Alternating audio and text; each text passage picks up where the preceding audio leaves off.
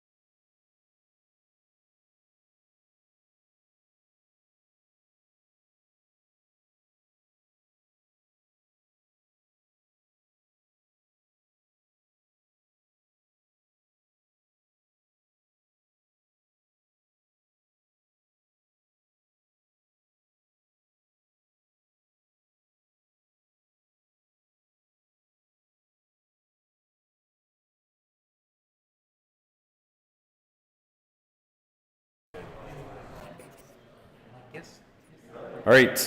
Good morning. Hello. Howdy. Greetings. Salutations from the back. All right. How is the sound this morning? Okay.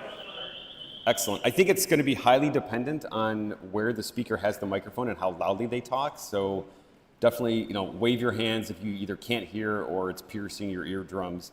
So you might have already seen we have a few schedule changes for today and tomorrow. So let me just read these off. So the print shop presentation unfortunately had to be canceled, but it's going to actually appear in the virtual event. So stay tuned for that. My presentation on the Apple IIts emulator is going to be this morning at 11:15.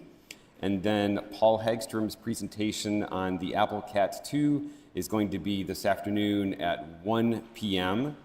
And let's see, Thomas Ghiacci's presentation on the Apple II floppy emulator is going to be tomorrow morning at 10 a.m. And then we have two new short talks tomorrow. Rob Kim is going to talk about his A2C Tangy pack. That's at 3:30. And then Ron McAdams is going to talk about his Pico Micro Mac at 4 p.m. tomorrow. Okay, any questions about anything before we get going? Okay, great. Okay. Am I audible? I guess I am. So we'll probably go dark for just a second while we bring on Jordan Mechner, but he's waiting in the Zoom room. Oh, okay. We'll be with you in just a moment. How do I make this? If I do that, will it be quiet?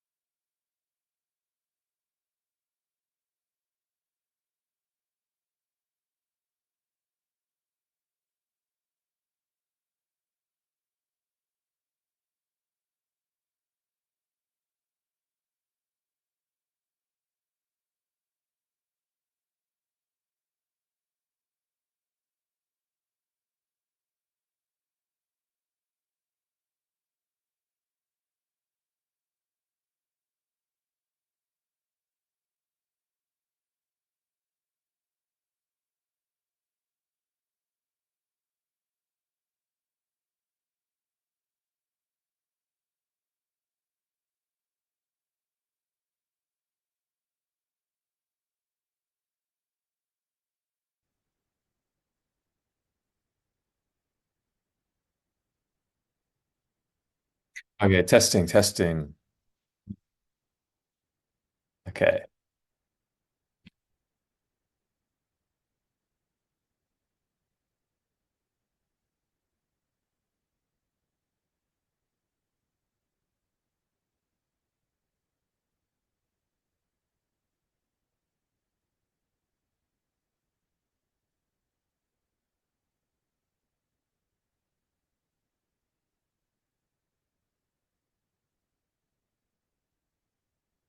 Hi, everybody. Thanks for having me. You guys are in Illinois, right? I'm calling from Brooklyn. Uh, I've been living in France for the last few years, but this weekend I'm visiting my family, and my brother David and my dad, who both participated in the making of karateka 40 years ago, say hi. And I just checked in my journal what I was doing exactly 40 years ago today. And I realized that I was in San Rafael, California, as a college junior visiting Broderbund Software for the first time, where I was working hard to try to complete Apple II Karateka before, before the summer ended and I had to go back to finish school. So these last 40 years have flown by.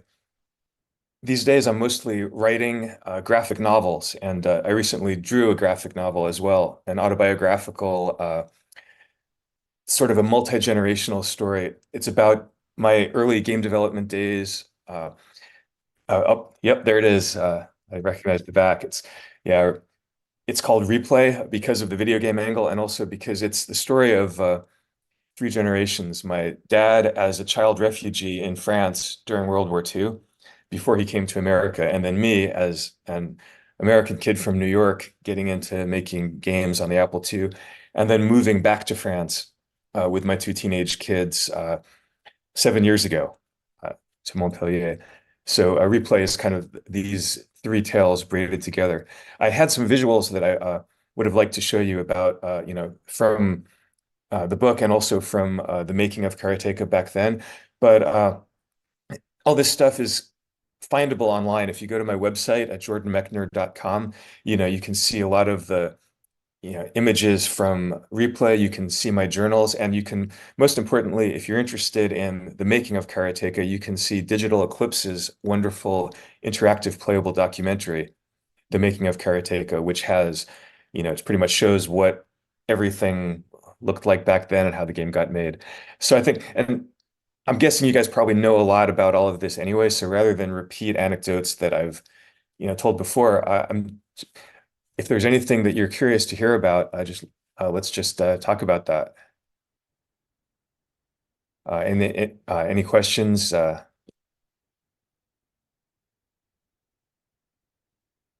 Yeah.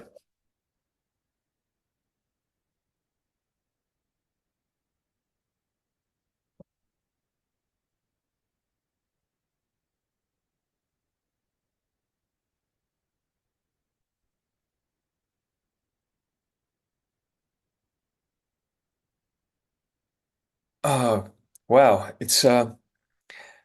I mean, I think it's on one of those 5 1/4 inch discs that's probably archived at the Strong Museum of Play. The uh, they were kind enough to take all of this, boxes of stuff and work materials from my garage. Uh, the Prince of Persia source code was missing, and I couldn't understand why.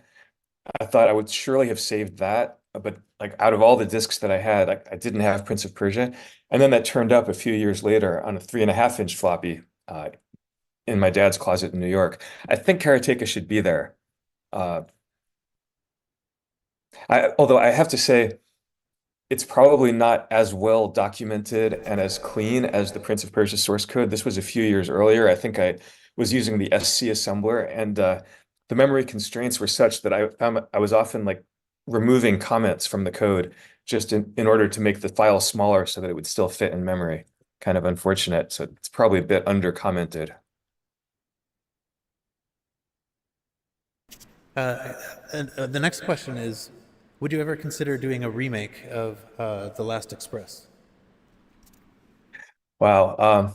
Yeah. So if this if this is like the 40-year anniversary of Karateka, it's the 30-year anniversary of actually this week I had just done the voice recording for The Last Express and was busy starting to edit together the audio for The Last Express scenes. I think making that game once was really all that I could, survive in one lifetime. Uh, all of the materials, the 16 millimeter film footage, the audio tapes are archived at the Strong. If there was ever a team that wanted to remake The Last Express, I think it would be an interesting project. I think that rotoscoped animation could be, redone from the original film footage, but I'm not the person to do it. A number of people have wondered about the making of Karateka, whether that would ever be available on for the Mac. The recent digital Eclipse thing. Boy, that's a question for the Digital Eclipse team. I mean, it would be cool. I'm on Mac myself. I've been on Apple products pretty steadily since 1978. So I don't know if if there's like a technical or what the reason is that it isn't yet, but yeah, I don't know if there's anyone from Digital Eclipse there but it's yeah, I would personally love to see that. I know lots of people would love it if that were to happen. Um, Another question is behind you. There are some women in photographs, and we were just wondering who they were, if they were someone significant, in your story. Oh, you mean back in the background there? I'm actually at my brother's house in Brooklyn, and Okay. so those are you know those are his family photographs. I can't Okay. from here I can't really see who they are, but uh,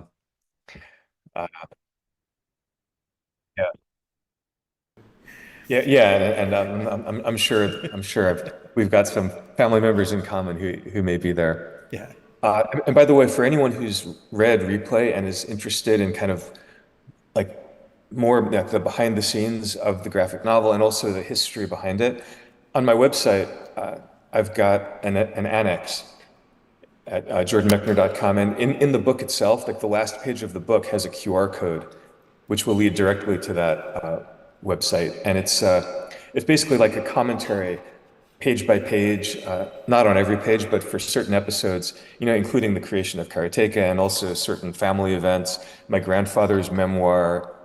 Sometimes I show family photos or old family audio files. We got some audio from cassette tapes, from the 70s, so that you can explore that. I've got a ton of archival material on the website.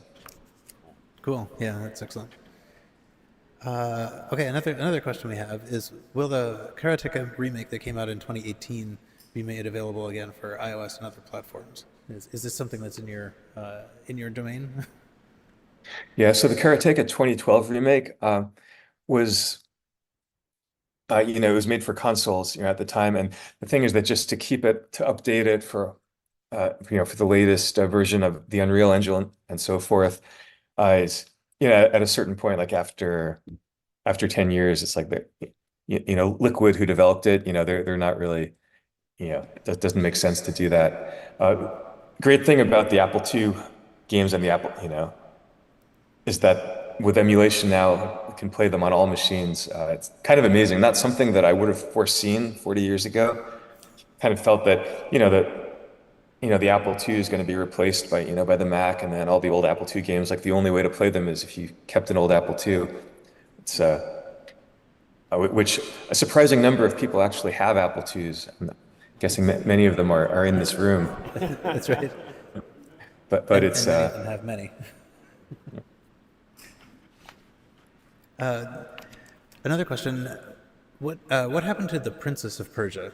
It was in development in Replay, but it wasn't clear why it was canceled or if it'll ever be revisited.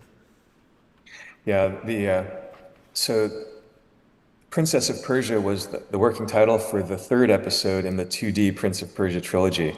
That we would have made that third episode in 1993. That was the original plan, but for various reasons, that ended up like not going forward. Well, Smoking Car Productions and I put all of our efforts into making The Last Express. So this we had the idea in Montpellier with the team there, as I narrate in the graphic novel replay of making a modern version, finishing the trilogy, that we put on pause in 1993, and again for different reasons, for 2018 reasons, this time that project also ended up stopping. The good news was that a good part of that team, key team members went on to work on Prince of Persia: The Lost Crown, which is a very different kind of 2D Prince of Persia game, but also wonderful and which I'm really enjoying. So, I think like most canceled projects, it's a project that made sense that the team believed in at that moment, but then everybody moves forward and the industry moves forward. So I don't think that version of Princess of Persia can really be made any more than the 1993 version. It's for now, it's kind of in this poignant place of being a trilogy with 2 episodes, and then the third episode is kind of, is the story that's told in the graphic novel. Nice. One question that we had was after Karateka was released, you may be aware that there were various cracked versions that were floating around, and the question was whether you were aware of those versions, and sort of specifically one where it was like made easier that you could kill all your opponents with a single attack. I didn't know about that. These? No, I definitely remember Karateka 2, The Wrath of Dude. Yes. That's and that was on. I remember seeing that on floppy. Right.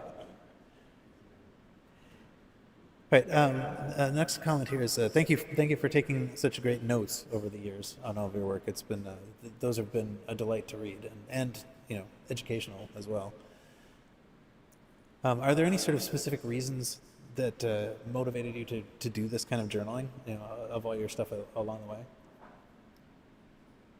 Yeah, it's interesting. I mean, Karateka at this point, it's unusually well documented for an early 1980s game. I really didn't think about it at the time. I was in college. I was keeping a journal, and of course, my published journal about the making of Karateka is just a small part of what I was actually writing in my journal at the time, which was, all about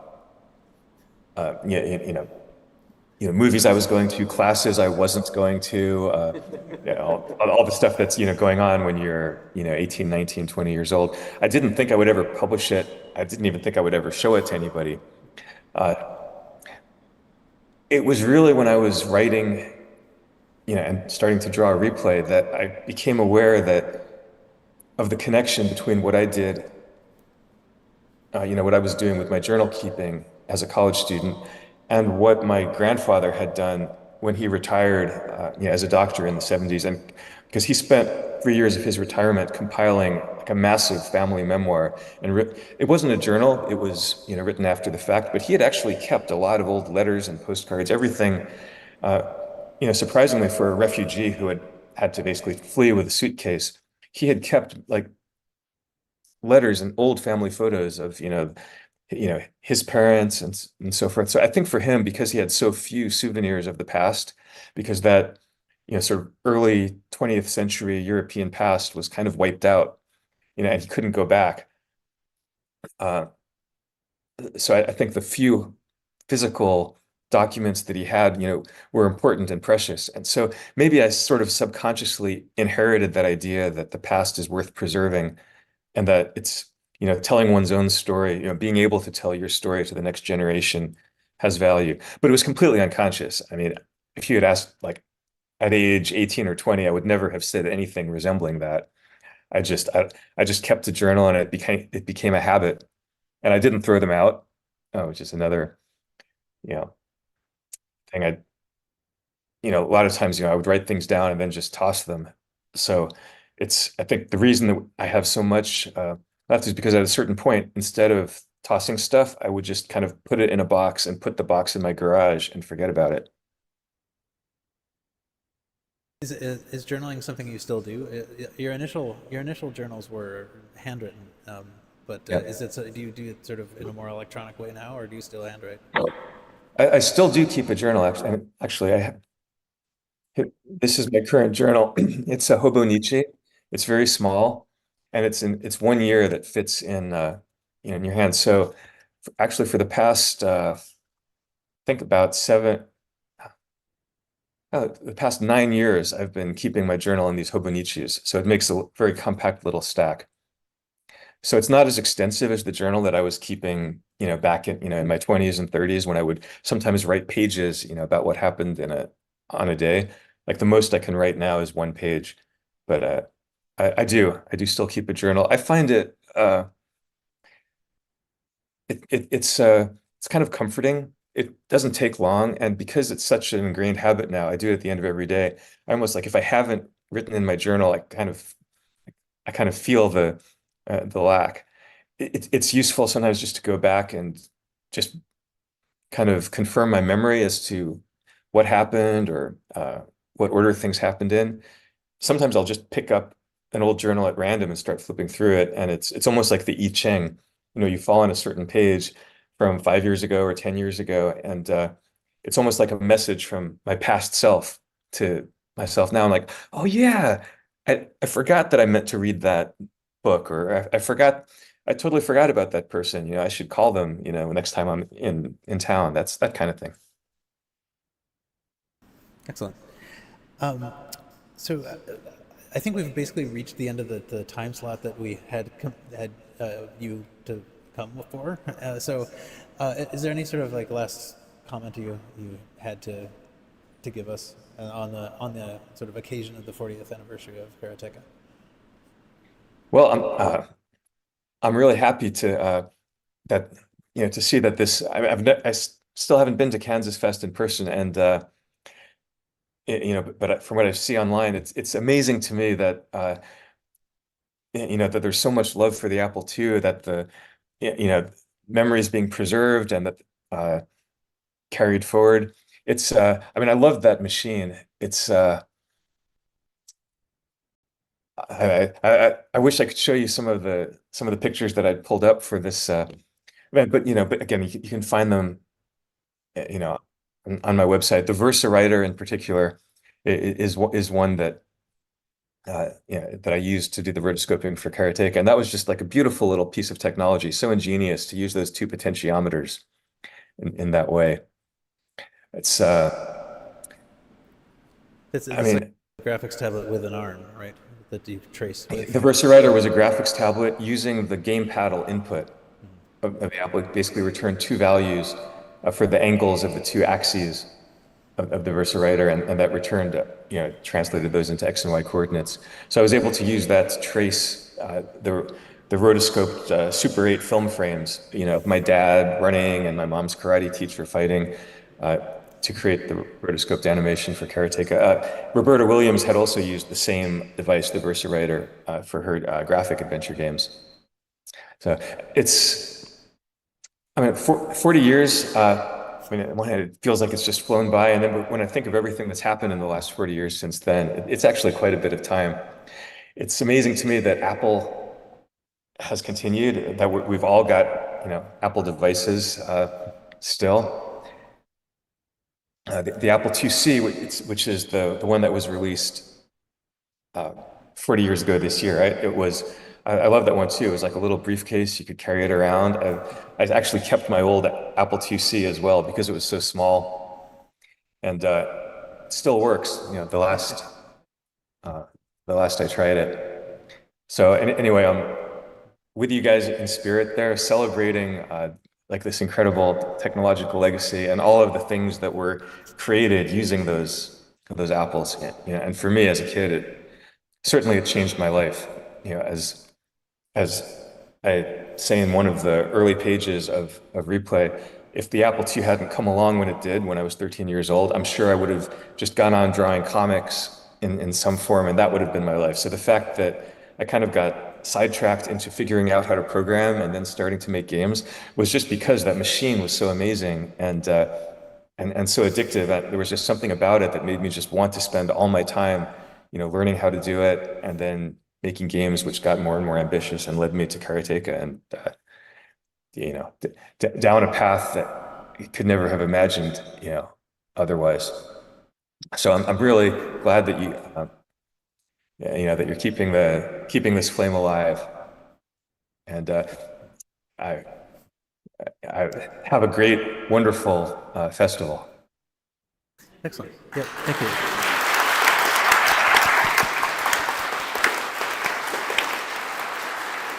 Thank you. Okay. Thank you. All right. So thank you. We'll let you go. Thank you for taking the time. I think if we can get your slides, we will we'll check them with you. But we can, I think, make them available so people can see the images you hoped to show us. Yeah, you can fast forward through them. Yeah. Right. Okay. Great. All right. Thank you. Thanks. Bye. Bye.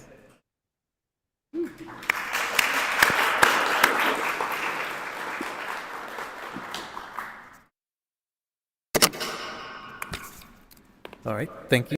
Are we rolling right into the next presentation? Are we? When is the next presentation? I don't have the schedule in front of me.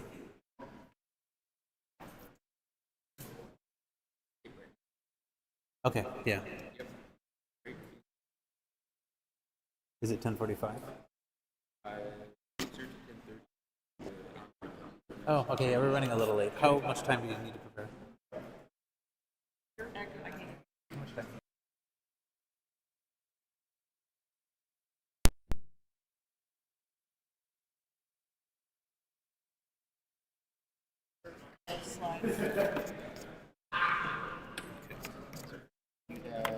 Audio from your I'm gonna switch the mic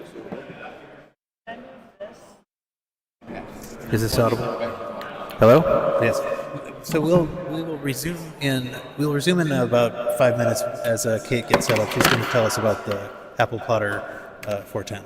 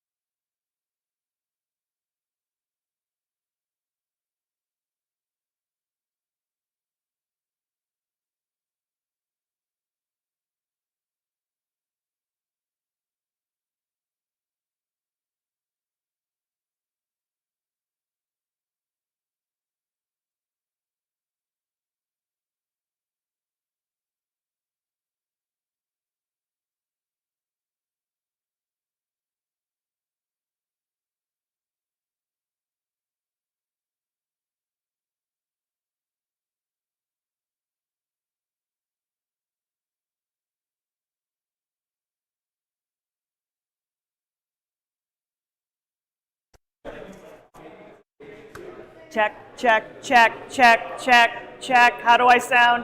How do I sound? How do I sound? Yes, no, maybe. All right. What? Do I need an introduction? I don't know. Hi, okay, since I know we're running a little behind. Hi, I'm Kate, or Kat. Hi, Kat. Hi, KansasFest. And in my standard introduction, in my day job, I am an educator. In my spare time, I like to play with Apple IIs. I don't know. Oh, okay. I wasn't sure if we had presenter cam today or not, but we don't, so I don't have to. What? No, I don't care. I'm just going to wander around anyway. If we had it, I wanted to make sure that I stayed in frame because I tend to wander because I'm a teacher.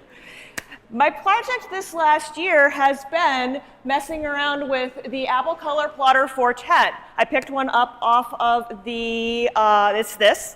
I picked one up off the pile last year at KansasFest because I had heard of it when I was a child, and I didn't even know what a plotter was, but wow, did it sound neat and interesting. So, you know, however many years later. So right now, a lot of you are probably saying, the what now? This is not a device that got a lot of love back in the day. It is the Apple Color Plotter 410. It is not something that Apple designed. It is actually OEM'd from Yokogawa YEW, PL 3000. It was introduced in 1983 and was discontinued in 1988. So it did not have a ridiculously long lifespan, and it was $1,200. Which is $3,600 today. So not a lot of these have survived. I don't think they sold a lot of them. So I have one. Kat, I have never heard of this thing. No kidding. There was not a lot of support for this. That's kind of been my, one of the big things I learned was there's not a lot out there about, if you Google Apple Color Plotter 410, there's almost nothing out there. The Wikipedia entry is about this long, and I've just basically covered everything in the Wikipedia entry. There has been a few people who've messed around with getting it talking to modern devices via like Python and other more modern, like Raspberry Pis, other more modern programming languages. I am not a programmer. More on this later. I teach English. So it's pretty rare these days. The fact that I saw this on the pile last year, I was like, must have. It was pretty wild. So how does it work? It is a serial device, RS-232. I had a lot of fun. The manual is available, luckily, on Internet Archive, so I downloaded that onto my iPad. So it's got, this is my Apple IIe. With a super serial card that is it's got its own set of dip switches and everything. It does not talk to the same. It does nothing. If you have an image writer, if you have a serial card set up for comms, you got to reset all the dip switches. It prints in 4 colors. This is the pen and pen holder. I'm going to have this set up somewhere. I'll figure that out later so people can play with it a little bit after the presentation. I would pass this around, but 1, I need it, and 2, this thing is super delicate. So it can print in 4 colors. They offered water-based pens, which is what these are, for paper, or you could get oil-based ink pens for drawing on transparency. So you can put an acetate sheet through here if you wanted to make like transparencies for an overhead projector. It works on the Apple II and early Macs. I have got it talking to my Mac Plus. So the way it works is the pens move on one axis, and then the paper moves on the other. So the pen is doing this, and the paper is doing this, and it draws whatever. It is what I call fiddly jank, because it is very janky, but yet very precise. One of the big problems I've been having with it, and this is, I can run a perfect self-test, and then I can run a terrible self-test. The way it changes pens is it goes all the way over. There's a little finger that's supposed to do this, and it doesn't always hit properly. Depends on how well balanced this thing is. This one's got cracks in it. So yeah, it's the most fiddly yet precise piece of equipment I think I've ever played with. But it's fun. So what does it do? There are a few software packages that will interface with it. Have I found any? No, but a lot of that is probably because they are CAD programs. Again, Apple II CAD, kind of, again, it's all, the 1 or 2 times I've used a CAD program in my life, it's been like AutoCAD, and it's been graphical. So I can see what I'm doing. I don't, like my brain doesn't work code-wise, so I've never been able to really get them to work. It uses its own wonderful internal coordinate system that you have to learn if you're going to use it to do anything. I'll show you that on the next slide. What I've been doing a lot of is programming it in BASIC. And it uses its own language. So I have the command summary here, so we can play. Again, I want people to come play with this later. Like things like MA, move absolute. That just moves the pen wherever you want it on the page. Move relative, if you want it to go 300 units forward, that's what you use. And then DA and I didn't put them up there, but draw absolute and draw relative, drop the pen and actually draw on the piece of paper. And the other ones I play a lot with is CA, draw circle, and AC, draw an arc. But it needs more information than that. It needs coordinates, and it needs to know where to go and what to do. I'm going to demonstrate that in a little bit. So I spent more time than I probably should have in Microsoft Word or Excel, I can't remember what I used, drawing a piece, making my own graph paper with the coordinates roughly on there. So you can see it go, hopefully you can see this, it goes from 0 on the x-axis to something like 2394. And on the y-axis, it goes from 0 to something like 19, or I can't remember. It's like I want to say like 1979 or something like that. You have to learn what's where on the paper. You can fiddle with the number of units. You can fiddle with it. You can fiddle with just about anything. I'm just going by what I've been able to learn in my spare time in the past, year or so. So it's been a learning experience. These I will pass around. I have pages and pages and pages of iterations of programs and graph paper and more programs and figuring out where circle centers are and trying to draw the codex, which I still haven't finished figuring out yet because the lines are hard, and figuring out how circles work, and running self-tests, and just trying to do stuff with the thing. Another program I'm working on is trying to draw the Steelers logo because, woo, Steelers. But I will pass these around so people can see them. Please make sure I get them all back because I need, my disk that I had all the programs on isn't reading. I guess something must have gotten too close to it on the way here. So also, if anybody's a DOS 3.3 System Master in their kit, hi, help, do you? Because I would like to remake the disk. Which is a funny thing. So when you get into the programming, which is where we're going, can we flip over to the VGA? And now I'm going to need my old lady glasses. Where did I set them? So theoretically, we should be able to get to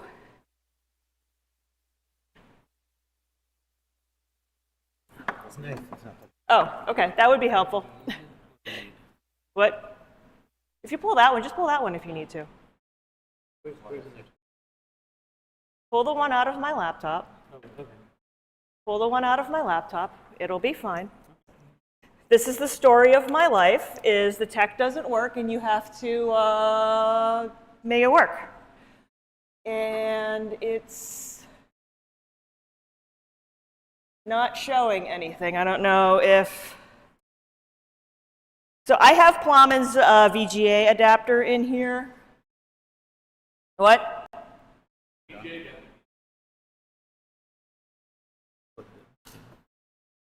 Does this need power? Yes. Yes. I don't think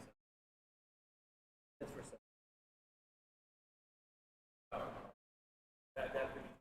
That adapter, yeah, usually VGA, yeah, no, I have one at home. Usually VGA 2 needs power. Yeah. Do we have composite in? We will do composite in, and I will fake it really hard. What? If you can make that range. Oh, do you have a pack? A USB? Yeah, try that. Sacrifice the body. Let's see if this works.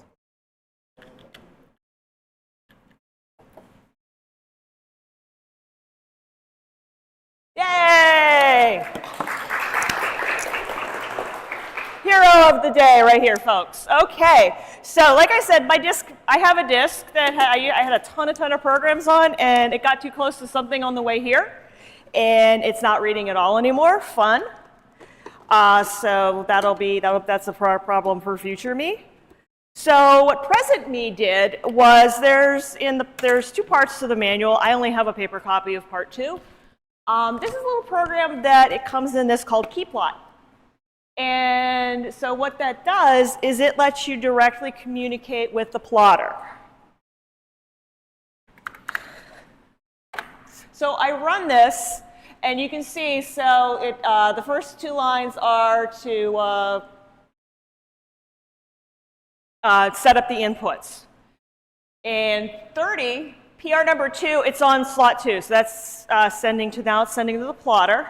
Got all the, I have to make sure over here that it's set up to pull. You can either run the plotter off there's a pen up, pen down, and arrow keys on the plotter, so you can like actually draw from the control panel. But I want to make sure it's set up for remote operation, which means it's ready to listen to the computer. And so, ideally, I should be able to type commands based on, there's like 3 pages worth of commands that I printed out from the manual.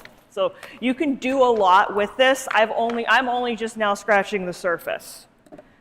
So I can move absolute, which means I want to move the pen. Oh, let me put the pens in. The pens all have these little black plastic caps on them to make sure that they don't dry out. And yes, these pens are like 40 years old and they still work. That's the scary part. And it only goes in one way.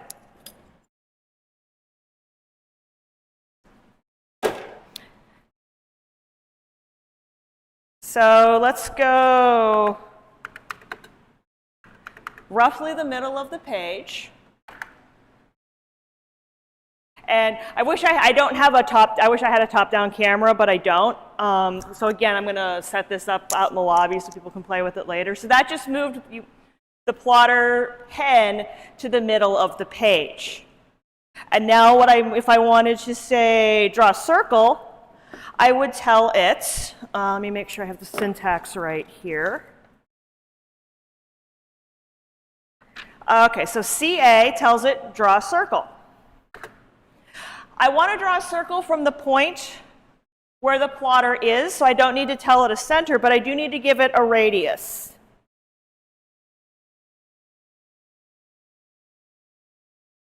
So I can draw a circle with so the units, I don't remember what the units are, but you can change the units. I think it's like 0.2 centimeters or something like that is the default unit. You can change that. But I just run with the default. So it's 150 units. And now it's drawing a circle in whatever pen color I have selected. Oh. You need me to do it again? Okay. So now I will eject the paper, which there is a command for, but I can't get it to, and I just drew that. I know, impressive. I've been doing a lot with playing with circles, because it's just like, that's kind of like, it's, from a pattern, like one of the things I'd really like to figure out, but the math is like, again, I'm an English teacher, the math is so far above me that it's not even funny, and I don't even know if Applesoft Basic or ProDOS can do it, but I'd love to learn to program to make it do spirograph, if anybody's familiar with what spirograph. Maybe remember spirograph from Yeah. That's all based on some really high-end like calculus type math that I like spirograph math, and I looked at it and I was like, no, that is a big no. I always tell people I barely got through algebra 2. I never even took trig, so yeah, that's the thing. All right, why are you not loading? Oh, because I don't have it over far enough.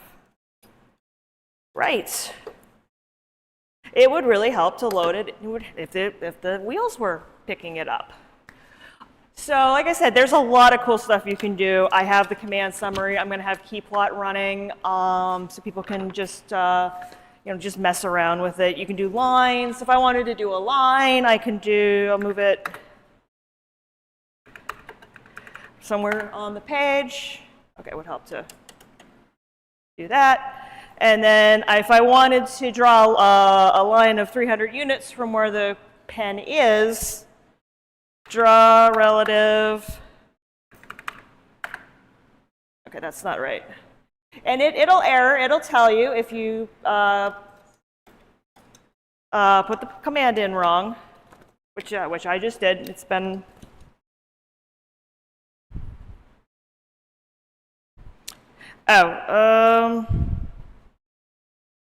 oh, it's X and Y because you can draw relative. I always forget you can draw relative diagonal.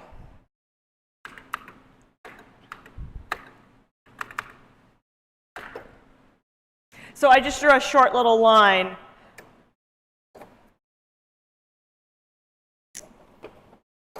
Right there. I know you probably can't see it. These are old pens. Thank you. These are old pens, so they bleed and they drip a little bit, but it is what it is.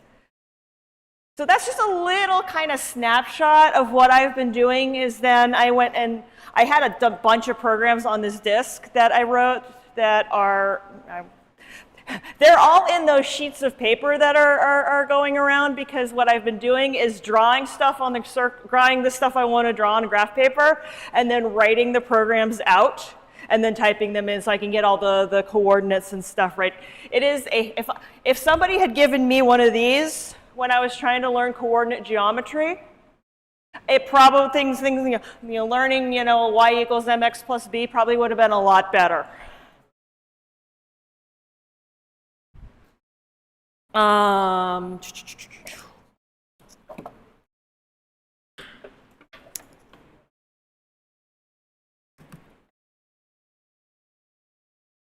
right. Oh, perfect.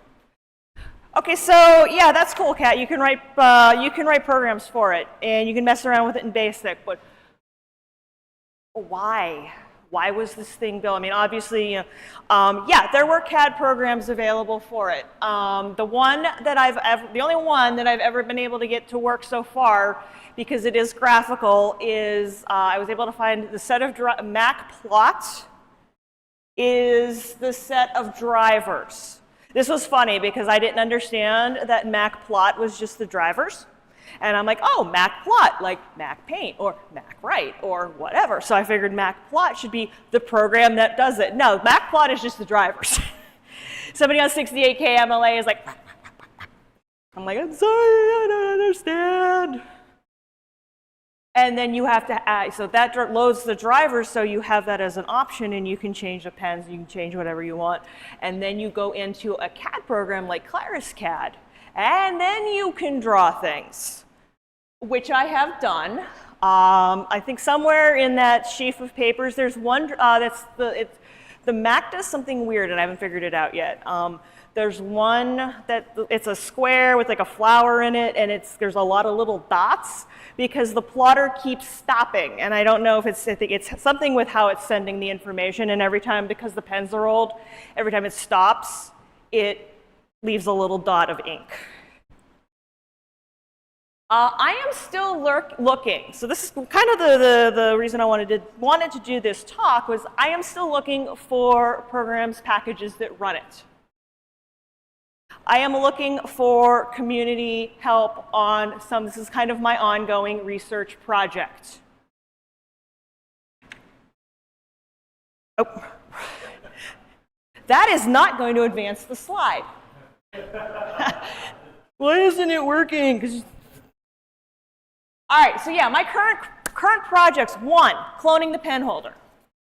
This is one that we've done a little bit of work on.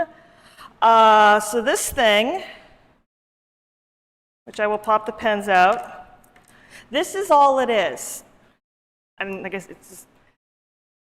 is very small, is old ABS plastic, is very delicate because is very, very thin. Like this is why I don't want to pass this around. It's already got cracks in it because I mailed it to Javier, who is not sadly.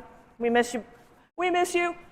Because he's very good at Tinkercad, and he modeled it and put a rough draft essentially. And then the wonderful United States Postal Service, even though it was wrapped in like a ton of bubble wrap, it got cracked in the mail.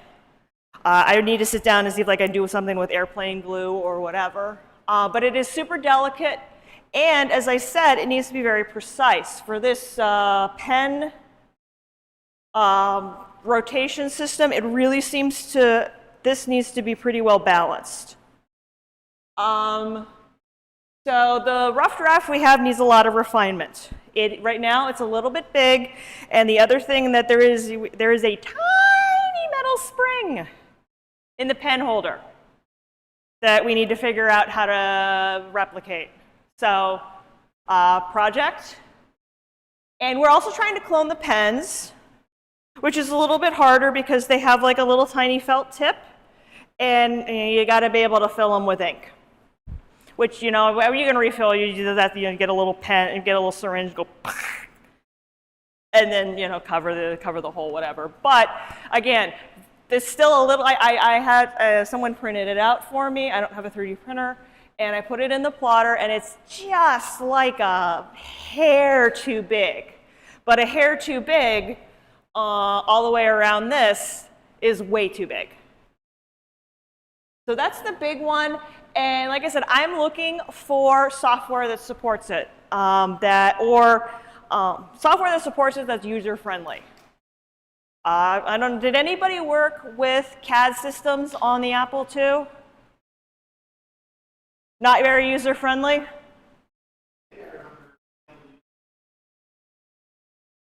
Yeah. Well, it was all text-based, wasn't it? Or did they have was it a graphical one? Okay, then I would love to find out about that, because a lot of the early CAD was text-based. You had to like program stuff. It was essentially like programming, which again, I'm really bad at. So, I guess this is partially, this is how it worked, and partial community pitch. Hey, I am looking for more information on this really obscure piece that I have. So, questions? Yo, in the back. Yeah, it friction feeds just like an inkjet printer. The rollers, there are two rollers, there are two fingers that hold it because it goes back and forth, because that's how it determines this, wherever it needs to be on this axis, it rolls the paper under the pen. Yeah, I mean, I have a pretty good, if I type in a set of coordinates, since I've been mostly working with it in BASIC, if I type in a set of coordinates, I have a pretty fair idea. Usually it ends up right about where I want it to be. Circles. What? The fact that circles come up looking like circles is factored in. Yeah, the fact, yeah, you figure, you know, it's only moving like this. So to be able to draw, I mean, that's a pretty good circle when you're moving on, you know, just two 90-degree angles. Oh, forced. Do you have any documentation macros being actually executed?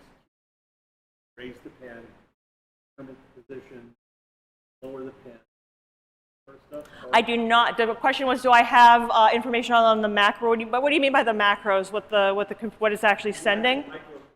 I do not have any information on the actual micro commands. I have not dug that far into it. I've mostly been trying to get it to draw pretty things. Limit on paper size, legal or The question was, is there what the paper size? It will go up to 11 by 17. Oop. Good. Is it what? When you're programming basic, is it sending the text characters to the Yeah, I believe so. Is when I'm programming in BASIC, is it sending the text characters? I believe that's how it works because it's just a straight serial or interface. You have to have, you know, all the dip switches in the right spot. And I have not dug that far into what is actually, what bits and bytes are actually being dripped through the line. Oh, there's I'm gonna. You looked at the program DiscoverCAD? I have not. The question is, have I looked at the program DiscoverCAD? I have not. But there's, I used DiscoverCAD in high school or whatever, but I saw that there's DiscoverCAD 2 for the TS. Specifically mentions 410 as supported. Oh, okay. I will. It's a graphical CAD. Yeah, I was playing with it on my Discovery CAD is for the 2GS. I have played with this on my 2GS. This plotter does not have a huge buffer. The buffer is like, I think, 256 characters. So if you shove too much down the line too quickly, it drops. At first I had it on my 2GS and I would run programs and it would drop circles or it would drop lines. And when I hooked it up to my 2E with the card running, I think at like 400 or 800 baud or something ridiculous like that, it got a lot better. And yes, I know you can mess with the 2GS, but I got to the point where like, this is the machine it was one of the machines it was meant to hook up to. So let's start there. Oh. Is it emulated by? It is not that I know of emulated by anything, because I looked, because that would be a great way to test. I would love to be able to test programs in emulation before I, fire this thing up. But no, that I know of, it's not emulated in anything. No. Then again, this is like I grabbed this. Again, community pitch for help. Have I tracked down anybody who used it in the dark ages? No. I know. Like I said. Does it interface with logo? I don't think so. It probably could if somebody knew how to make that. If somebody knew enough about logo and enough about that's something that would be a cool community project because it would be cool to interface with logo. No melody. I know Melody. Yeah, I'm sad that they're not here because I feel like she and I could have had a really great meeting of the minds about that because they probably know enough to get something like that going. Yes. Yes. Played around with some of the Mac software? Yeah, like I said, and I got it going. I got it talking. Does it have Mac support also? Yes. Early Macs, because it's serial. I have gotten it talking to my System 6 Macintosh Plus. I did draw something out of Claris CAD with it. So yeah, I mean, that's like I said, that was the one where I actually got to use a CAD program because it's a mouse and it's a mouse and it's graphical. And I'm a visual learner and visual person. So that's why programming stuff is hard for me. I need to draw it out on graph paper and then, okay, I need to do this command and then this command and then this command and then this command. How long does it take to draw like a 4-inch circle? Quite a while. If I wanted to draw like a circle the size of this page, it would take probably 15, 20 seconds, which doesn't sound like a lot, but when compared to modern stuff, it's an eternity. Because you just hear go so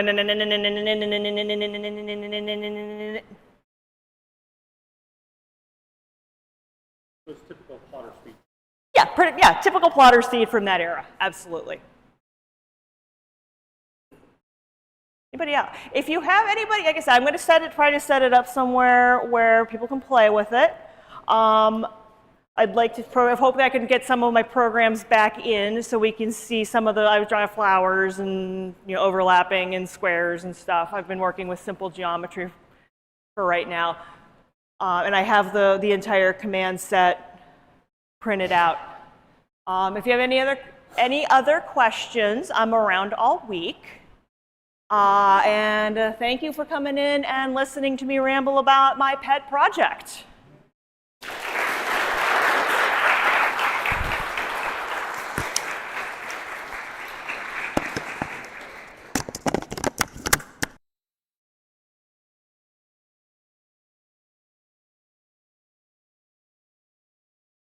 from Chris, right? Okay, so next up will be Chris Torrance, and that'll be in 5 minutes about.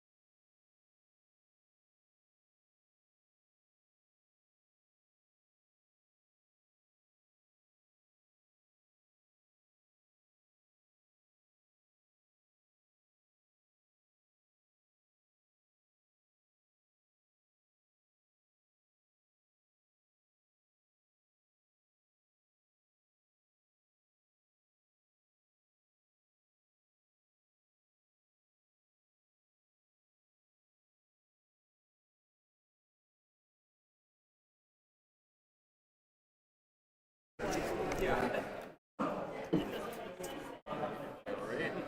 right. Can people hear that in the back of the room? Is it on? Hello. Anybody? Tom, can you hear me? Kind of. All right, we're going to I get can started. talk louder. We're going to get started. Next up is Chris Torrance. He's going to talk about his emulator, Apple II TS. Chris? All right, thank you, Peter. And let's see, are we getting audio from the HDMI or not? We can. Can we? Okay. If that's not going to be Turned on. okay, hopefully that'll work. I think it is because I can't control it here. Yes. All right. Well, thanks everybody for coming to KansasFest, and those of you online who are watching. Today, I want to talk about further progress on my Apple II emulator. So this is a project that I started maybe 2 years ago, and it just kind of started out as a fun project, really a way for me to learn JavaScript and TypeScript. And I'd always wanted to also write an Apple II emulator, and so I thought, well, why not just combine those two projects? And so I didn't really have any ideas other than that. And then last year when I presented it, there were some people who gave me feedback, including Mark Lambert, who said, well, what about debugging? And what about this and that? And so I've spent the last year kind of enhancing it. It's still really, I don't have like a particular end goal. It's all open source. It's out on GitHub. I'll have the link at the end. So I also welcome people if you want to contribute to it. I've already had a couple people who've done pull requests, and also lots of people who've logged issues as well. And feel free to stop me during the talk if you have questions. So what is it? It is a Apple IIe enhanced. It has anywhere between 128K of memory up to 8 meg. That's user selectable. It has a floppy drive built into it, and also supports SmartPort and ProDOS block drivers as well. As I mentioned, it's written in TypeScript and React.js, and it, at least right now, it's client-side only, so you don't need to have a web server installed. It doesn't require a web server anywhere, so it just runs in your browser, works on pretty much any browser and platform, including Mac, PC, phone, tablet. Although somebody who pointed out to me, your mileage may vary with tablets depending on the screen size. I haven't fully optimized it for all different sizes of tablets and phones and everything. You can see a list there of all the different file formats that it supports. So it's pretty much anything that you can download from the web. You should be able to read into it. And then I also have a custom save and restore format. So if you're in the middle of a game or a program, you can just hit save state and it'll save it off. It'll download the file to your own computer, and then you can just reload that back into the emulator and pick up right where you left off. So GitHub, I already mentioned. Actually, that's also where it's deployed. So it actually runs off of GitHub Pages, which is just a really simple way to deploy web applications.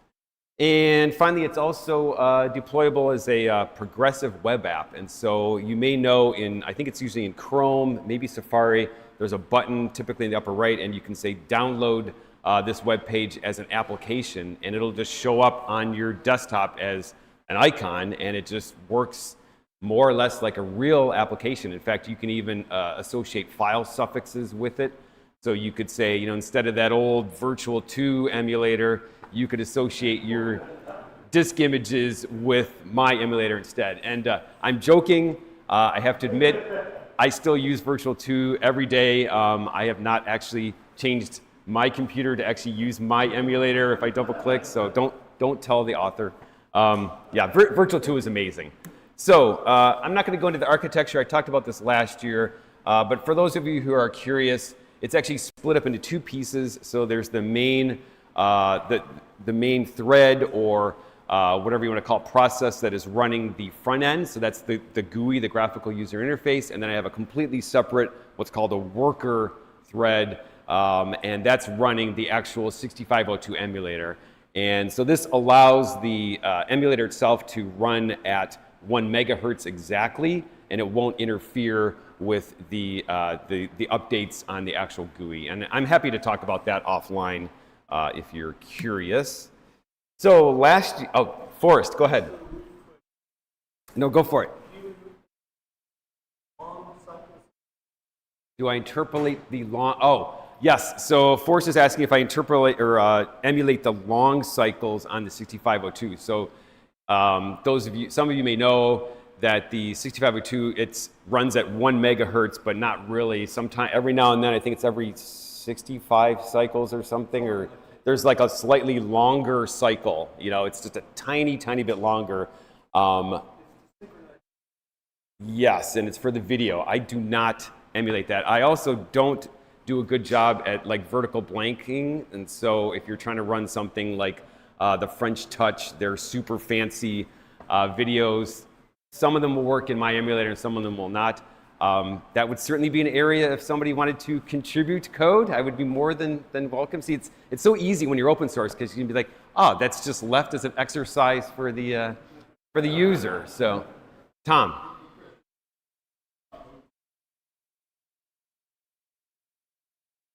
Yeah, yes. So Tom is pointing out that on the Apple II, it's not just 1 megahertz, it's 1.023 something. And mine gets very close to that. It's not perfect. So last year I showed the sound effects from the Apple II. So you know, the Apple II has a 1-bit speaker, which means it's just a click on and off. And I was able to get it working last year where it sounded okay for simple sounds, you know, if you were just playing like a normal 8-bit game. But if you were trying to do something, for example, Nox Archaeist, where it uses pulse width modulation for its initial sounds on startup, and there's a few other games that do that where they're actually they're driving the speaker way faster than possibly the human ear can actually hear it. But when you do that, you can kind of do these overtones and it turns into actual like speech. So you can actually make the computer talk. And this is something that I just could not get to work, at least last year.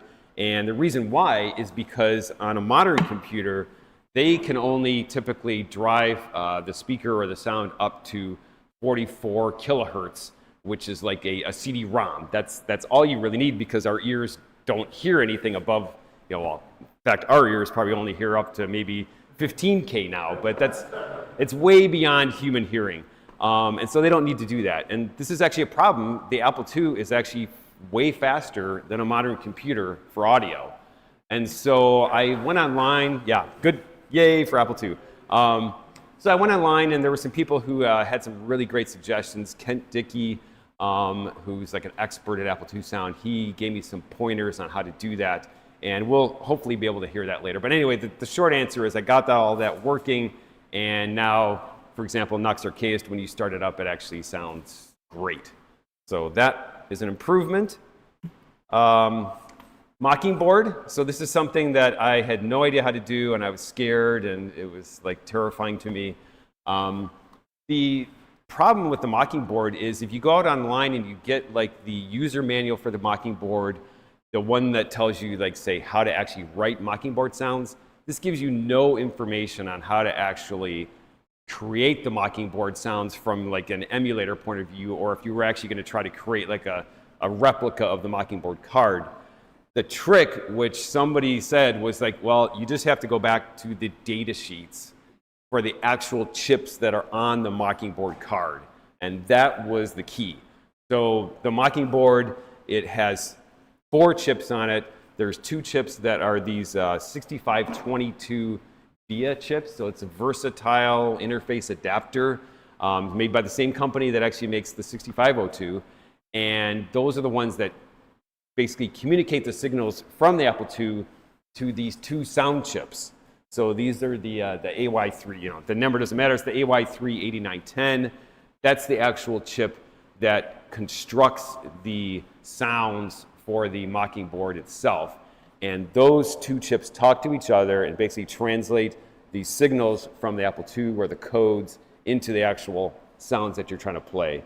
And so, I just had to study the data sheets, read through them all, and then just implement it like completely kind of from scratch.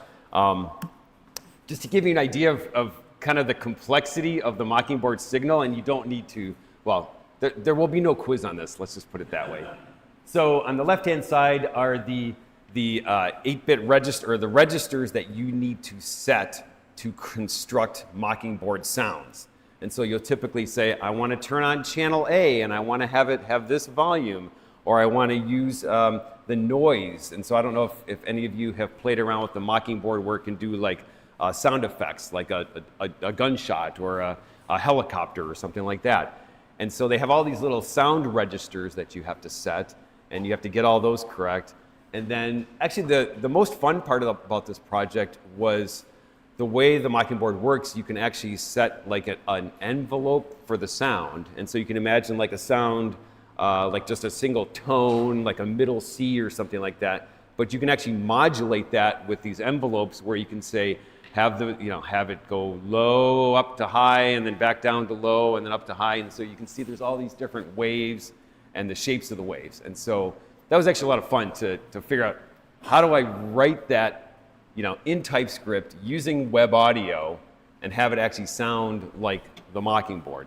And I'll demo that in a few minutes. Any questions about that? Yes? Oh, I just wanted to thank you on my partner Ami's behalf. He got our sound working by looking at your phone. Ha! Okay, well, I'm glad to hear that. Excellent. So yes. Did that. I'm glad it could be of service. So, all right. So I mentioned before about contributions from the community. So Mike Morrison, who also turns out lives fairly close to me in Colorado, he contacted me one day and he's like, hey, I'd really like to add support for a MIDI card to your emulator. And so I was like, that sounds great to me. And so he wrote the code and just did a pull request for it. And it's amazing, right? You can, Apple II, you could hook it up to a synthesizer, so like a real, keyboard, where you could play musical notes.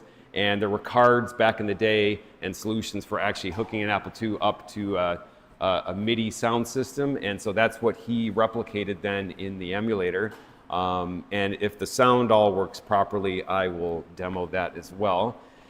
And then he also he's like the master of peripherals. So he also added support for the mouse. So the Apple II mouse card.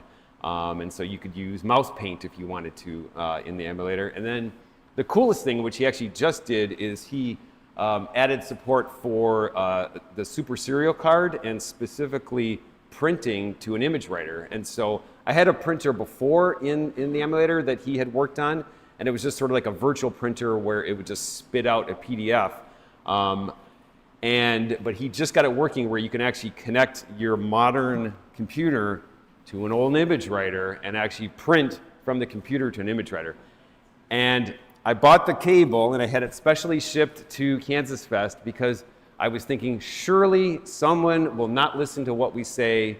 They will bring an image writer to the garage giveaway. It will just sit there and we'll have to throw it away. But no one brought an image writer.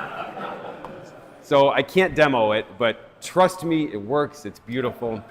So it's actually, I don't know, it's kind of fun to, even though, of course, back in the day, printing to an image writer was not a big deal at all, it's just very cool to hook up a modern computer to, an old piece of equipment. Yes, Forrest. Last year, there were like 4 of them. I know, they were all there last year. I know, and then we didn't know what to do with them. Well, this actually is serial, right? It's RS-232. So this is 8 pins, not 25 pins, so unfortunately, it's not gonna work. Anyway, it's something if you wanna try it out at home, you're welcome. So I talked about this last year. One of the cool things about writing an emulator is you can kind of do things under the hood that the Apple II wouldn't be able to do because you're in complete control. And so I had this way to hook in custom handlers. And so if you're playing a game, I know which game you're playing, and then I can do things like add extra key controls, support for the joystick if you want, or just put up extra help on the side of the screen. And this is just a list of all the games that it currently supports. this is definitely an area where if people wanted to contribute more games to this list, it's easy to do. It's just a single file that you need to say, like basically, how do you detect which game is playing? And it's really simple to do. So if you have your favorite game that you don't see on this list, feel free to add to it. Mark? So I see up there, Knoxer KS gamepad and joysticks work. I didn't know Knoxer KS had gamepad and joysticks work. How did you pull that off? Yes. You have some kind of a translation layer in there? You know, if that Nux Arceus game just didn't have so many keys, would have made my life a lot simpler. So yeah, and same thing for Ultima, you could do the same thing. So basically for Nux Arceus, it detects the game, and then if you're using a gamepad, so something with like 20 or 30 buttons that I can't ever seem to actually really use that well, what it will do is, let's say you move the gamepad control to the right, it will just send a right arrow key to the game. Or if you press the A button, it will send, say, the attack or the camp key or whatever key the game expects. When you press the button on the gamepad controller, that's the key it will send to the game. And that was exactly how I did Aztec as well. So as you may know, Aztec, the shirt here, it's notorious for its keyboard controls. There's like 20 different keys you got to do, and it's a mess. But actually with the gamepad, it's kind of fun to play, right? You can run around, you can pick up the little, explosives and put them down. So yeah, so try that out. It's a lot of fun. All right, so finally we get to debugging. There's a big list here of things. I'm actually going to try and demo a fair number of these in a few minutes. But this is kind of what I really wanted to get to this year. And so I've tried to add as many features as I can imagine a developer of 6502 software would need. Some of these came from actually Cucumba or Peter Furry, who is a crack 6502 developer. He worked on Nux Arceus. He's worked on Total Replay. He's like the master of 6502. And there were some of these features that he's like, yeah, could I please have that? Could I have this? So you can set breakpoints, and the breakpoints can have conditional expressions, hit counts, etc. You can set watch points, so you can say when a certain memory location changes or even is looked at, then stop the program, stop the 6502 and show where you are. And then you can break on a particular instruction. So if you're looking for like something unusual, like a clear interrupt CLI or something like that, you can say, okay, stop when you hit that particular instruction. And then there's some other features which I will demo in a couple minutes. Any questions on any of that? All right, yes, Mark. Time travel. I noticed that wasn't on the list, but I know Oh, you also work on that. yes. Unless that was to come, I was curious. It's just one of the many features. Couldn't even make the list of that. No, yes. That's a good point. I'll point that out. So let me fire it up. So actually, I just wanted to real quick show you. So this is just Visual Studio Code, which is what I typically use for coding. The nice thing about using something like JavaScript or TypeScript is you kind of get instant feedback. So there's no real compiling. And just to demonstrate, so I'm using npm here to run everything. So if I just do npm start, it's running. So that was it, right? It just instantly comes up. If I make changes to the code, it will just automatically refresh the page. So you can kind of, just see if you make a tweak to the way it looks, it's going to come up instantly. But let me actually run it. I just wanted to show how quickly it came up. I'm actually going to run it over here on. So the website itself is apple2ts.com. So that's where you would go to actually run it yourself. And let me fire up. So I don't want to go through all the features. You can kind of play with it. There's a bunch of controls. You can see down on the bottom, hopefully my mouse will show up. There's 2 hard drives and 2 floppy drives. This is all kind of hard-coded right now, so you can't really change slots or add new devices. Maybe that's something that someone would like to contribute. And then we also have a bunch of built-in disk images. So these are it's mostly things that I like. So if you have your own favorite thing, you can put it up there. But I'm a big fan of Olympic decathlon, which is kind of a maybe slightly obscure title, but my kids actually used to love playing that when they were younger because it's such a goofy game. I have Total Replay in there, and so if you just click on that, it will actually now it's downloading it from the internet. There we go. So there's Total Replay. It comes up, and then you could just pick your. Let's do my old standby here. Karateka in honor of Jordan Mechner. And then you can see over on the right-hand side, it recognized that this is indeed Karateka, and it put in some help for you. And of course, if I switch to it, there's a button to go full screen where you just see the game itself. You wouldn't see the help. But if you're new to it or you don't remember the controls, that can help. So let's actually start the game. You think? Okay, there we go. Yeah! Yay! Okay. Now I'm echoing. Okay, that's fine. So there's Karateka. Wow, this is like being in a... Let's look at the Mockingbird support. So I'll do activate, one Mockingbird. It's Mockingbird A, slot number 4. Okay, so there's Mockingbird. Cool. Okay. All right, now let's return to the view. Okay. Let me switch now to Aztec. Oh, wait, hold on. Let me refresh it, because otherwise the Mockingbird will keep playing. All right, do you want to turn off the sound? And then I don't echo.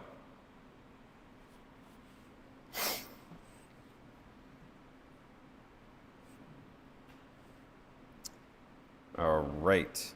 Okay, so let's just take a look at some of the debugging features. And I figure Aztec is maybe a good game to do that with. It has some pretty graphics.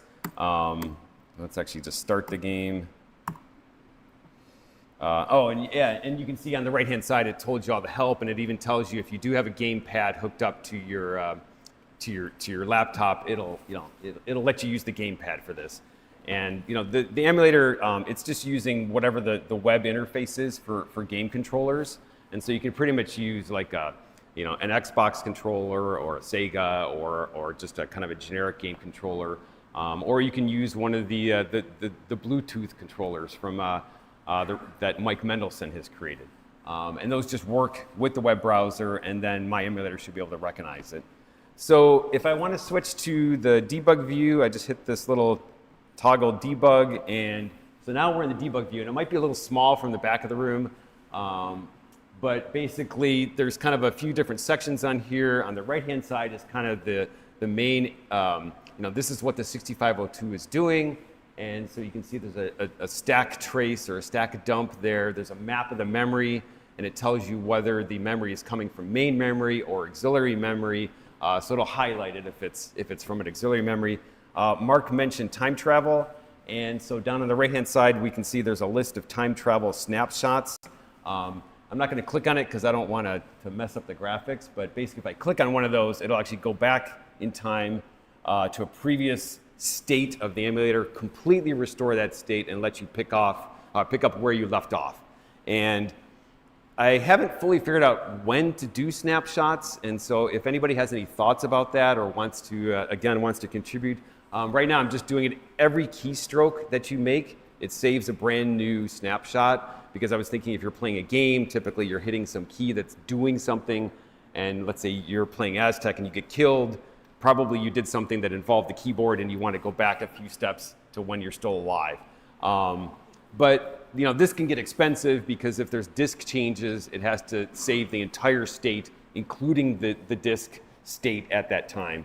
And so there's probably ways to optimize that. So let's see what we can do here in the debugger. So I can add breakpoints here, but I can also just stop the emulator, and so you can see here's this is where I stopped in the code. So this is all the 6502 assembly. I can add a breakpoint by just clicking there, And then if I hit that instruction again when I'm running, it'll actually stop at that breakpoint. And then there's also a place, let me see if I can make it bigger and not, yeah, that's maybe better. I can also just add breakpoints this way. And so if I click the plus button there, here's the different types of breakpoints I can add. So I can add a breakpoint and I could say something like, let's say if it hits C800, and you can say something like if the accumulator is equal to, accumulator equal to number string F0. So if I hit that address, C800, at the same time that the accumulator is equal to, say, F0, then stop. And so this allows you to kind of do things like, well, you know there's a breakpoint, or you know you want to stop at a certain line of code, but maybe it hits that line of code like hundreds and hundreds of times, and you only want to stop when something else is true, then that lets you do that. And then you can do things like, you know, I want to only break when I've hit that, when I've reached those conditions 5 times or something like that. On the 5th time, then break. So that's the type of thing you can do. And this will never get hit because I don't know what the heck C800 is. I mentioned about watch points, and so these are memory locations. And so I have a list of built-in ones. So these are actually all of the standard things like keyboard strobe, or basically soft switches. So you can say stop when somebody toggles to auxiliary memory or something like that. Or you can put in whatever address you want. So you could say, you know, if somebody changes address 400, then I want to stop at that instant. And so we can put a breakpoint for that. And then finally, there's these instruction breakpoints. And so I have all of the different opcodes or instructions that the 6502 understands. And you can tell it break, say, for example, when I hit the BCS instruction or something. And then it actually, you can tell it, you know, which addressing mode that you want to stop at. So that's that. And let me kill these just so. Other features, I have a way to look at all of the memory in the 6502. So this is the memory dump here. And so you can, there's a pull down here. So you can scroll through. Let me make my window a little bit bigger. There we go. So you can see on the left-hand side, that's all the hex values for the memory. And then the right-hand side, that's an ASCII representation of those values. And so you could actually look for, let's see if we search for the word Aztec. So you can see the word Aztec is there, and that's the hex values, and it tells you where it is in memory, and it highlights it. And then you can change which part of memory you're looking at. So right now I'm just looking at what the Apple II state is in terms of its current memory. You can also say, well, I only want to look at main RAM. And so this will look at all the memory from 0 up to 65535. You can look at auxiliary RAM if you know that you're using that part of memory and you have some value up there. And then finally, one of my fun features is you can say, I only want to look at the high-res graphics memory area. So page 1 of high-res graphics. And once you do that, then you get the magnifier mode. So, thank you.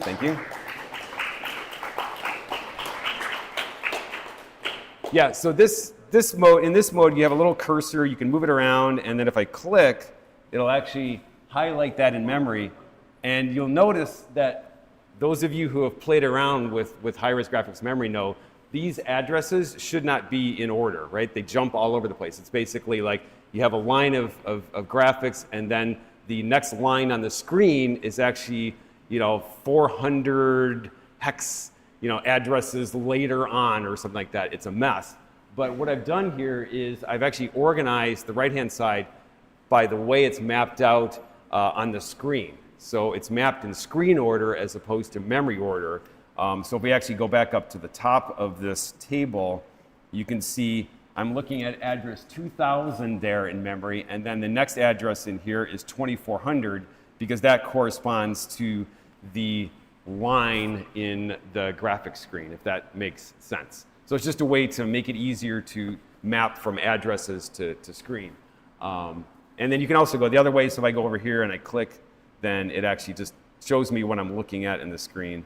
And then I can change values too. So if I go in here, I can make this like a FF and I could just start messing around with, the way it looks and completely screw up the way the game looks. So hopefully this is useful if you're trying to debug graphics and figure out, okay, well, what hex value, why is it there, and it should be somewhere else in the memory, or why is my graphics just look so strange? So, Mark, thumbs up. This is awesome. Okay, cool. Everything up to this point, I think we had talked about. I didn't know that you did this with the graphics. Yeah, this is a little bonus that. This Yes. is amazing. We got to show this to Michael Koreski, the Apple developer. Yep.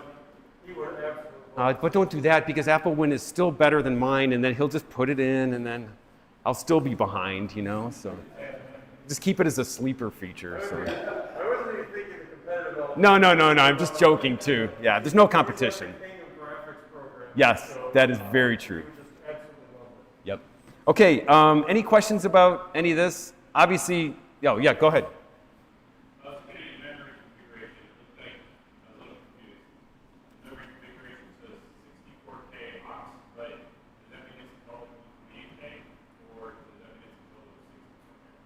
So this memory map here on the right? Oh, right. So this one right there. Yeah, okay, so what we're talking about here is this is the amount of extra memory that you're adding to the computer. And so it's not including the base 64, the original 64. So the default is to add 64K of memory, which would just be like the auxiliary card. But you could just change it to up to 8 meg if you wanted to. Yeah? No. But someone could do that if they wanted to. No. Anyway, yeah. Oh, sorry. The question was, am I able to emulate just the 80 column card, so without the auxiliary memory? And no. Forrest.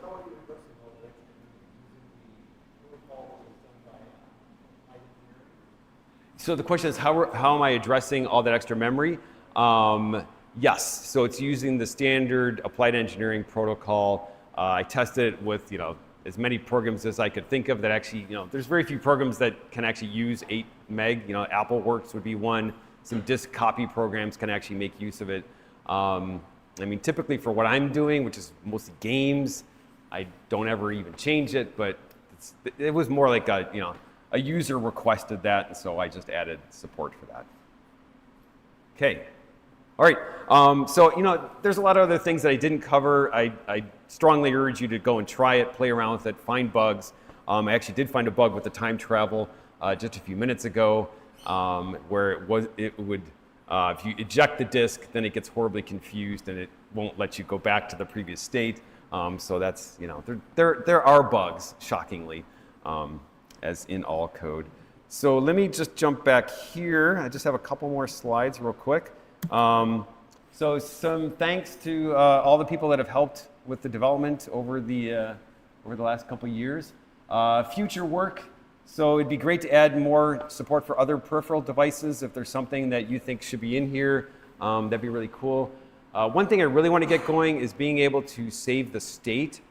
So not save it off to desktop, but like if you close your laptop and come back, it will remember typically, but if you close your browser, right, and reopen your browser, then it's going to lose your state. Mark and I have talked about this as maybe an alternative way to run, say, Nox Archaist, and obviously we don't want people to lose the state of their game.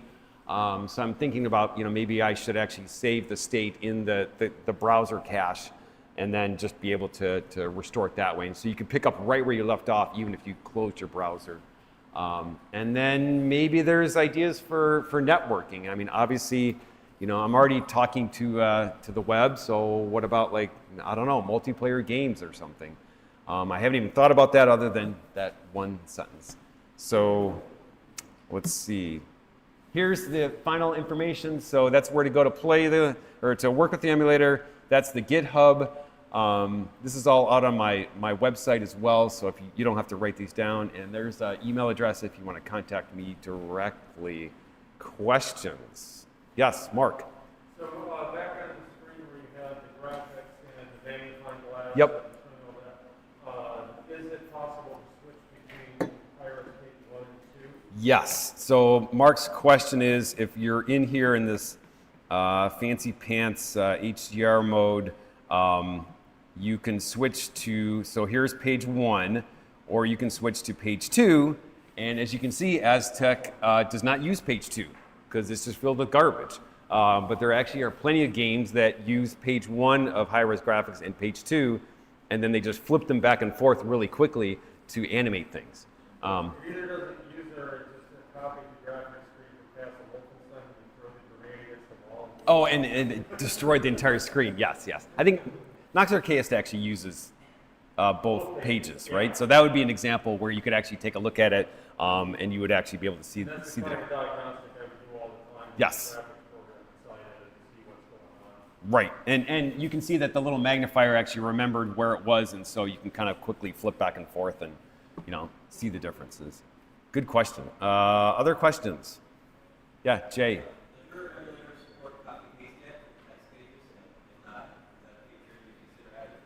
So the question is, does it support copy paste for the text pages? So yes, it has a there's a copy button, and I think actually just like Control C or Command C, it will either, if you're in text mode, it will copy whatever's in the text page on the screen, in the Apple memory. If you're in a graphics mode, it'll actually do a screen scrape or a screen capture of the high-res graphics screen. Yeah, does that answer your? Okay, so if you paste, you can, if you paste, it will just paste it in just as if you typed it. And so if you had an AppleSoft program, you could just copy it from wherever and then just paste it into the emulator, and it would just spew it out, and then you could run it. Yeah.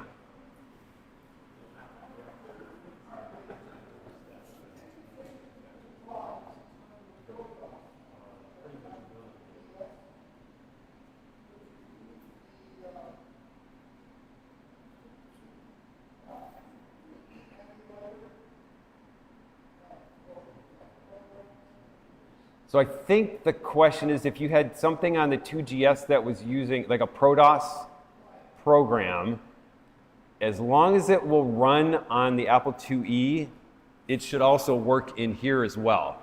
This does not emulate, though, an Apple 2GS. So if you had something that was a specific, like Rastan, can't run Rastan. Don't ask. I'm not going to do it. I don't think I'm going to do it. I'm pretty sure I'm not going to do it. I don't really know anything about the 2GS, so yes. That's, yeah. Forrest. Yes. Is there an option for giving the cycle counts in the disassembly? There is not. That's kind of a cool idea, though. I like that idea. Yeah, I mean, I have the total cycle counts over on the right, but that is kind of a meaningless number that, you can't really do much with. So I like that. Yeah. Yes, yes, that is a cool idea. Yes, okay, I'll think about that. Mark. I see that some of the memory addresses in the disassembly are blue. Does that mean that if you click on that memory address, like in the branch statements or whatever, it'll actually take you to that part of memory? You mean like that? I swear I did not pay him to ask that question. I completely forgot. Yes, so those are all hyperlinks. Oh, and I should point out, so it actually, thank you. If you hover over the number on the right-hand side, it'll actually tell you what, in this case, that's just a hex, yeah. Let me see,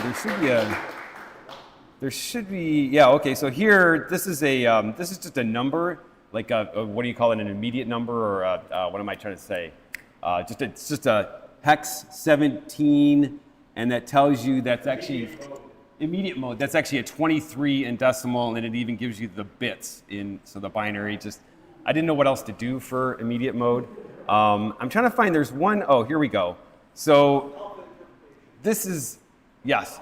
So this is an indirect address mode. So you can see that LDY, it might be hard to see from the back. So it's a load from the, load the Y register with a value, and it's got a comma X, which means it's going to use the offset of the X register. And so this is called indirect addressing.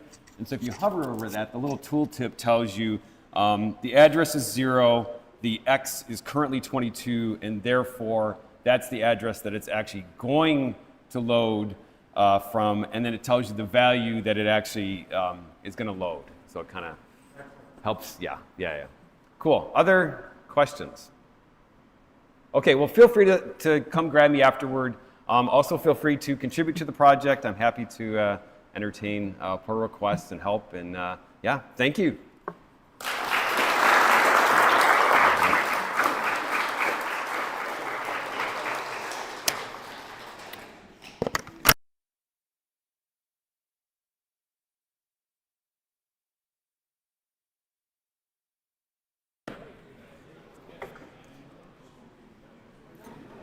All right, thank you, Chris. We have an hour for lunch. Come back here at 1 o'clock to learn about the Apple Cat. Thank you.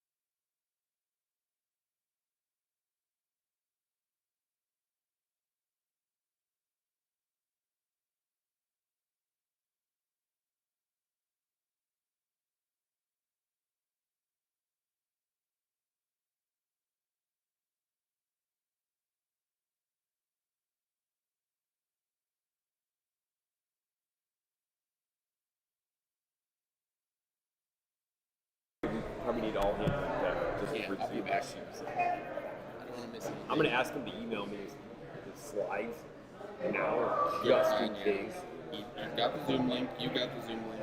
Yeah. Make sure it's set to record and share. Okay. Now what's happening? Okay. Okay. Yeah. Mirror. Yeah. Okay. Good. Now we're getting somewhere. Someone have a mic? Oh, you I got have this. I will introduce you when you're ready. Sure. I think I'm as ready as I'm going to be. And you want me to introduce you as for AppleCat? Yeah. Anything else you want to say? No. I mean, whatever. It doesn't matter. No. I will.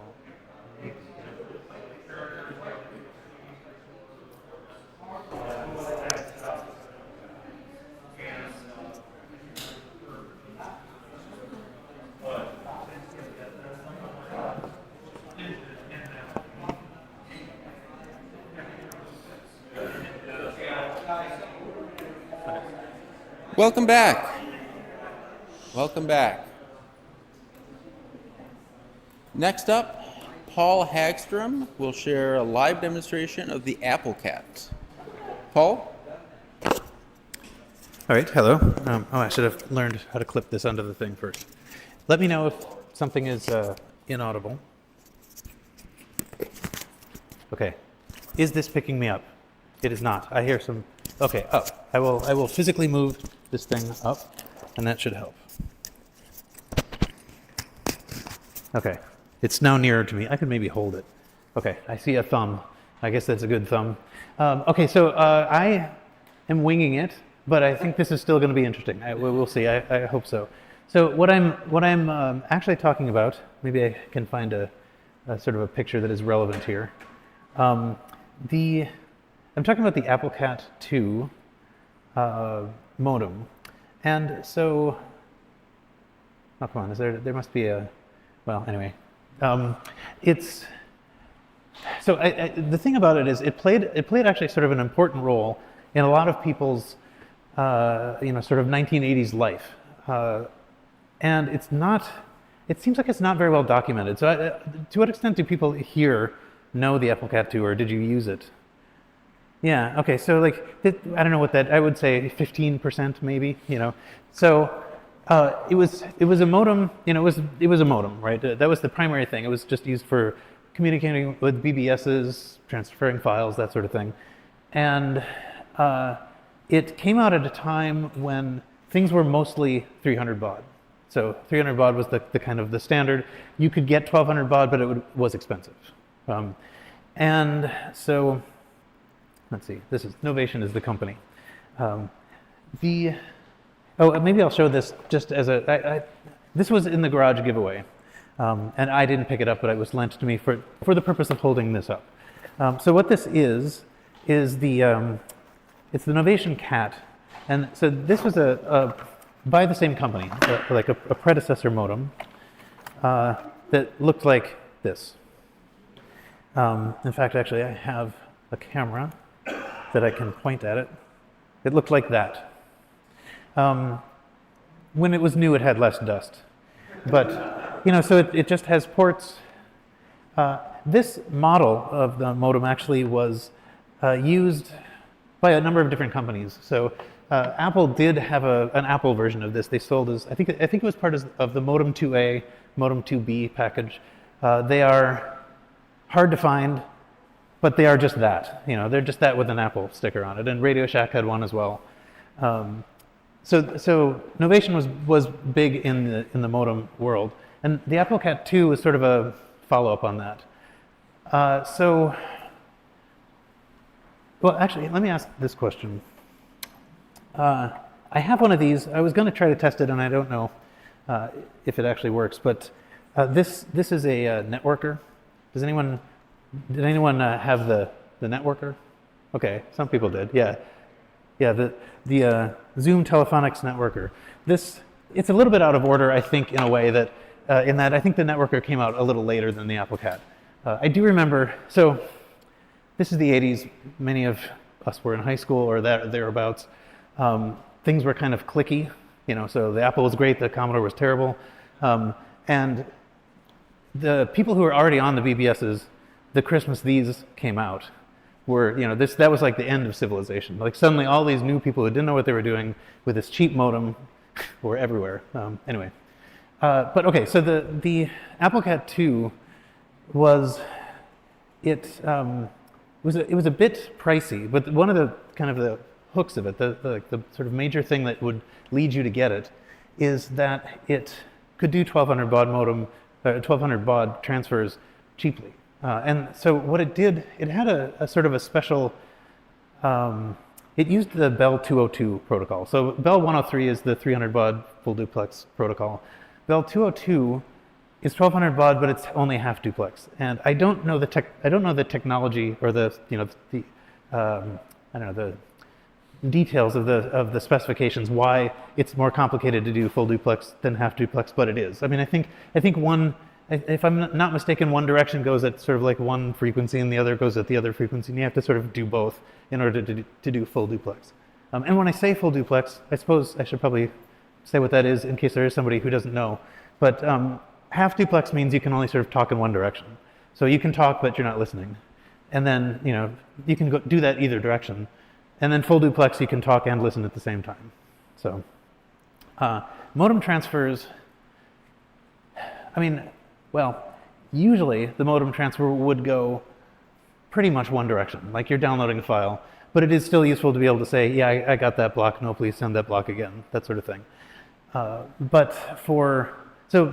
the AppleCat enabled you to do is go sort of half duplex, but 4 times the speed, right? So they enabled this half duplex 1200 baud transfer, and had sort of a technique for doing transfers, which is basically they would turn it into like send mode. If you were sending the block to someone else, you would send a bunch of data, and then you would drop back down to 300 baud, so you could ask, was that okay? And if it was, then you would send it back out again. So this was a very popular modem among the people that distributed cracked games. So I was kind of looking through this. So I didn't actually find very many specific things, but you can just sort of look through these crack screens, and many of them will have phone numbers of places you can call. And if you didn't have an AppleCat, you still probably on some of these, if you were, unless you bought everything that you had, you probably saw some references to cat fur, and that's I'll show a little bit of that. So as I say, it's not necessarily proud moments in all of our histories, but but they are significant moments, and I think in a lot of our histories, that this is the way we transferred things, and it really did seem like, well, so first of all, nothing emulates the AppleCat as far as I'm aware. I thought about maybe trying to do that. Maybe I can try to figure out how to do that later. But as of now, I don't think anything can emulate it, which means that but we can't really relive this because it was sort of a proprietary thing. So anyway, so I have a couple of these, and what I was planning on doing was sort of just showing you how it worked. And so there are a couple of things that are special about the AppleCat. Let me, I have 7 million wires here, and among them are interesting pieces. But okay, so let me pull out. Okay, so this is an AppleCat. I will point this little camera at it. Okay, so you can sort of see it in the room and on the screen, possibly not in focus. But so it's a fairly long card. It has this big. If you see it on eBay unidentified, you will see this big Novation box. I don't know what it's covering, something. It's pretty complex. It has a lot of stuff on it. Now, if I zoom way in here, there is, you probably can't read it, but there's a little chip here that says Novation firmware. So it says, Novation 490408, copyright 1982, it's a firmware. So this thing was optional. See if I can get it to focus. Can't, but anyway, it was optional. You could add it. Okay. You could add it if you wanted your modem to act like a Hayes modem. So it wouldn't automatically have any sort of firmware response. You couldn't just say pair number 2 and do something. It, there's a manual that tells you what you do to make it do something, but it doesn't by default act like a Hayes modem. So that was one kind of strike against it. It was kind of an add-on that you get this. And so now it took me a long time to get the firmware. There's another thing. So I will show you I'll show you the space for it. There's an empty thing there. You might be able to see it says tone receiver option. And what that is if you get a particular chip, maybe I will show you the particular chip. It's capable of hearing a touch tone and telling you what it was, right? So if somebody called you and dialed 45, your computer would say, oh, okay, you dialed 45. Okay, I'm gonna disconnect some things here.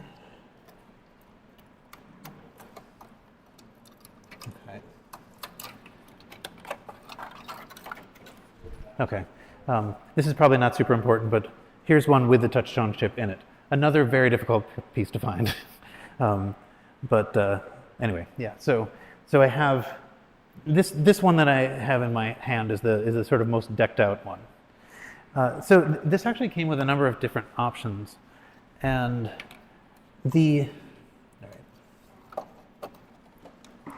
so maybe I'll point the camera at that in a bit here. Where is it? So I think I accidentally had put this up before, but you could get a second board that would give you full duplex 1200. So you could get an AppleCat. It could do the 103 and 202, but then also 212, which is the Bell 212. Bell 212 is the 1200 baud full duplex. And so if you get that, it's a second board, which is here.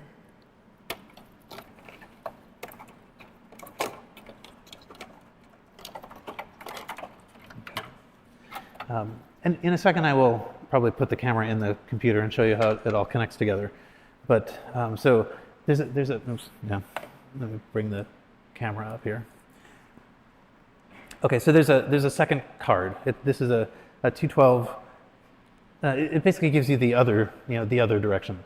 It's super complicated, actually. I mean, so it must be hard to get full duplex. But anyway, it's possible to set this in a slot, but you don't actually need to. So let me see how far I can carry this camera over. Probably not very far. I have a better idea. I'm going to turn the table.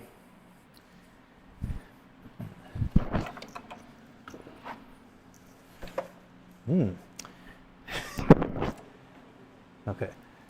There. I think it's possible I can get close enough to see. Oh, and happy anniversary to the 2C. But I'll get close enough to see this here. I have lost a cable. I think that must be this one. Okay. Yeah. No, I think that was. I think when I turned, so am I back there? Okay. Yeah. Okay. So now there are a couple of cute things about this. This thing. Okay. So let me point this at that. You could get this little add-on piece. Dare I take this all the way out? I guess I could. So it's possible you might recognize this piece if you were watching National Lampoon's Vacation very carefully. They did sort of early on. They plotted a roadmap or whatever, and they did it on an Apple II. And on the back of their Apple II, they had one of these things. So if you look at the little freeze frame shot, it's this little, maybe I'll turn it the right direction up. It's a communications module. What does it say? Yeah, something like that. And it basically, it externalizes the stuff to the back of your computer.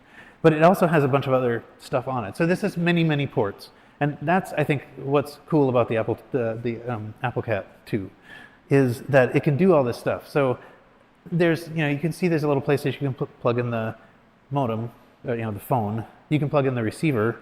You can plug in a full RS-232 port thing. So it's actually possible to plug a different modem into this. And underneath, so here, sort of in the middle, there's this thing with 4 pins. And what that is they call it a BSR unit. It's X10. It's an X10 controller. So what this is capable of doing, I guess they had this in mind. I don't know that anyone actually did it, but what it's capable of doing is answering the phone, recognizing that you typed 4 or 5, and like turning a lamp on, right?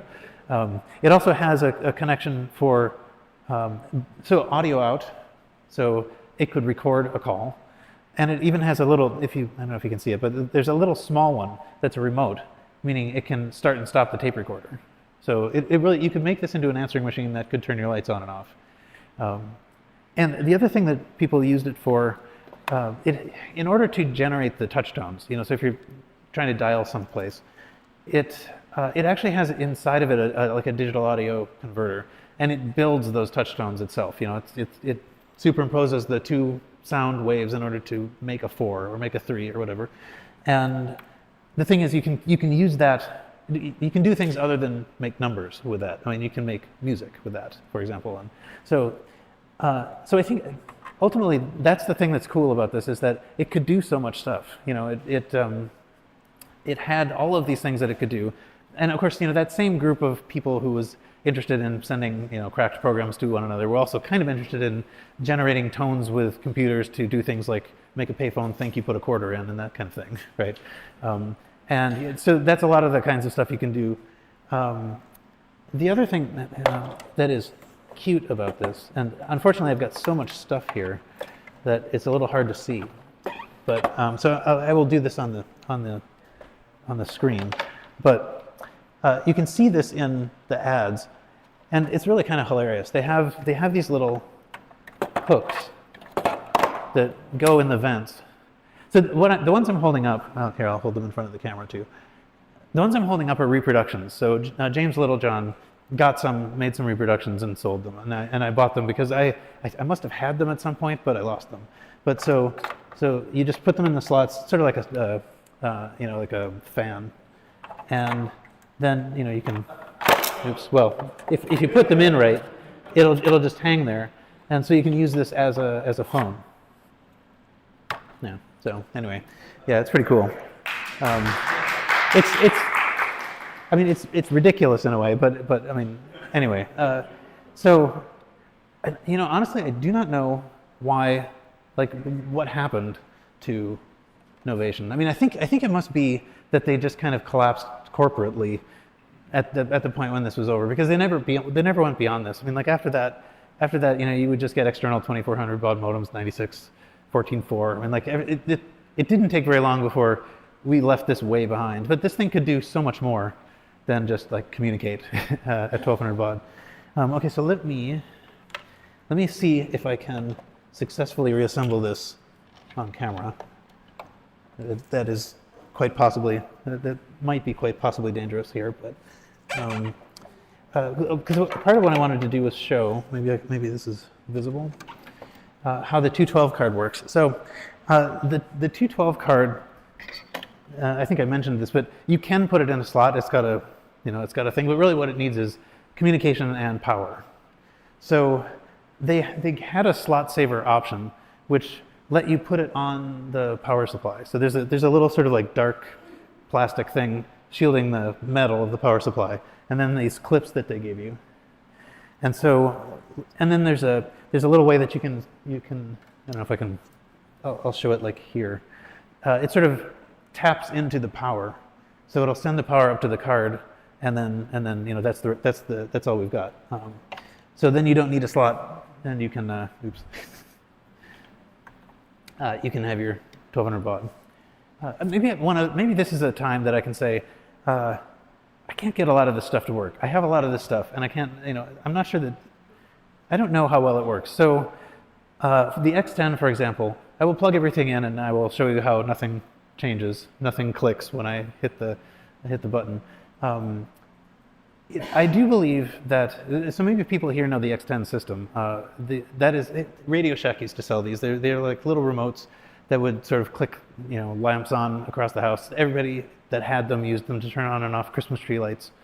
And it's the same system. And in fact, I think they should talk to each other. But okay, so let me see if I can reassemble this, just because. Okay.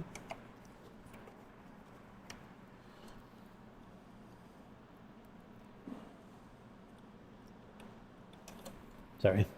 Not all that interesting watching someone put something on pins. Interesting if I misalign the pins and then turn it on, I suppose. But okay, great. So this little box, this little box, there's a number of different connections on it. It connects to, there are these two things at the end, which are here. One of them is for the receiver, and one of them is for the phone. And then this bigger one is for the RS-232 port. So I will plug those in. And while I'm doing that, I will say, I tried to get it to, like I have somewhere here, I have some of these like Wi-Fi 232, Wi-Fi 232 type modems. I have like 3 of them, which are basically what those are supposed to do is you plug them into a serial port, and then you can dial over the internet as if it were a modem. So people are running BBSs that that will respond and make it feel like you can use your Apple II to call something over the internet, basically. And I should be able to get one of those to talk over the RS-232 port here. And I think I basically just, like I have 3 of them and the first 2 didn't work. Like the actual Wi-Fi modems weren't working. So maybe next year I can show all this stuff actually working, but at least I can show you what it's kind of supposed to do. And you can appreciate like what a machine it was. Okay, so let me maybe put this where it can possibly see what I'm doing. But okay. So if you don't have this box in the back, there are, oh yeah, I'll show you these 2. But if you don't have the box in the back, you have these separate little wires that you plug in. If you do have the box in the back, these are sort of built into the box. Okay. Okay, and then there's a communication wire. I know I had it here. That connects the 212 card to the ribbon cable that connects the 212 card to the main card. Which side was that on? Okay, I'm gonna have to zoom back and see. But I think, okay, so that plugs in. Actually, I probably should have plugged that in before I put this card back. One. Okay. This is honestly, this probably doesn't matter because I'm not going to demonstrate the 212 card, but it's kind of interesting to see the whole thing, assembled. Okay. So what's weird about that connector? I don't know if you can see it. You can't see it. This connector is actually, it's a big long row of pins, but it's actually accepting 2 different plugs. So pin 1 is actually like in the middle, coming from one side, and then you plug the remote box in, or the expansion box in on the other side, like so.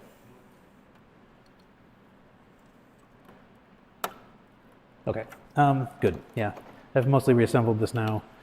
I will start it at some point, and that will be more interesting. Okay, so what? Oh, there's my screensaver. That's nice. Okay, so yeah, this is the AppleCat 2 kind of assembled with this hanging out the back. You can see that it comes with double-sided tape. Let's see, how can I make this vertical? And you stick it to that.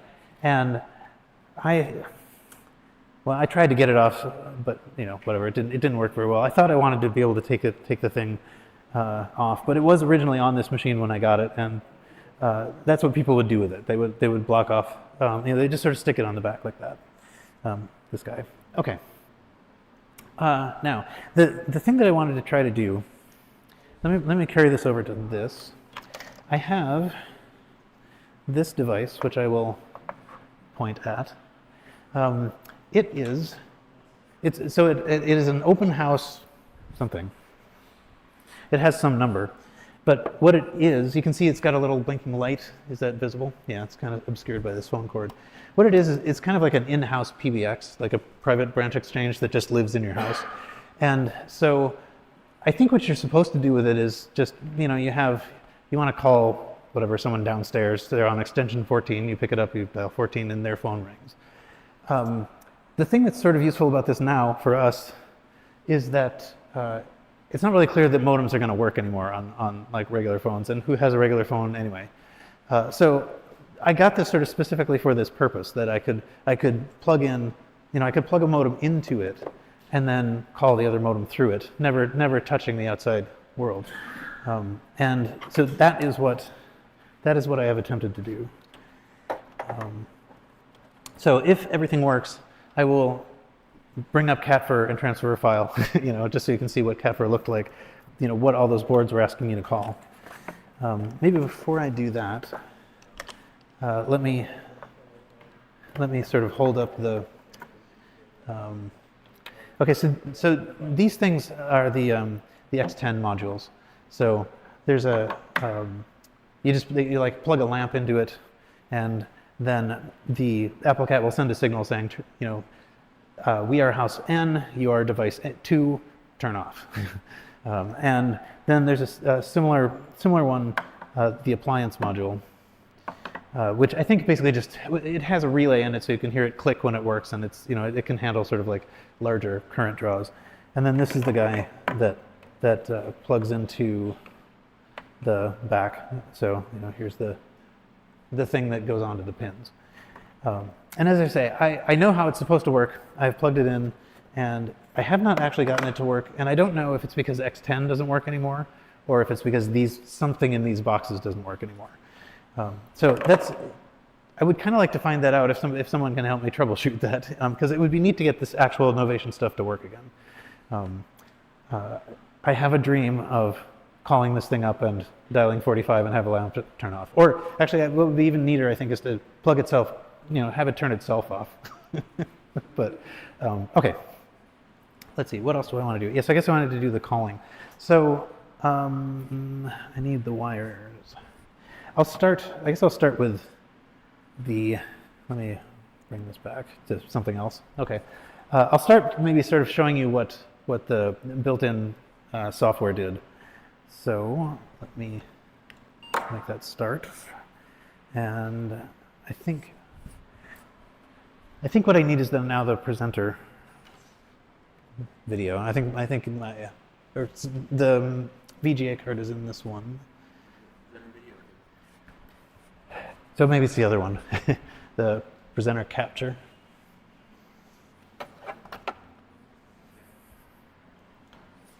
Okay.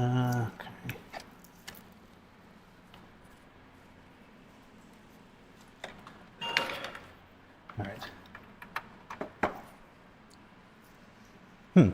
That's interesting. So nothing is coming through.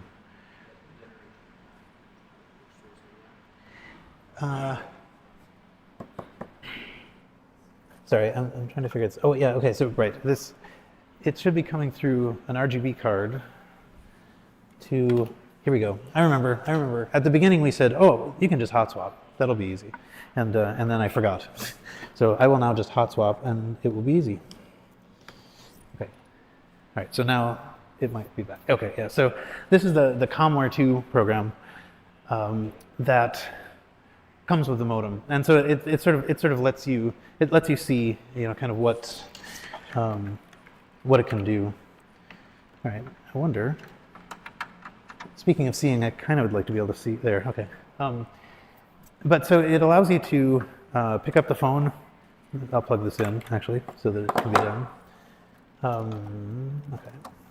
So I'm now plugging the handset into the expansion box, and I will plug. Sure, let's use this one, and I will plug this into zone 16. So it's like if I dial 16, I will get this AppleCat. I have actually tried this before, and it has worked. So, this is kind of a neat device, even if you don't care at all about Apple's Cat 2.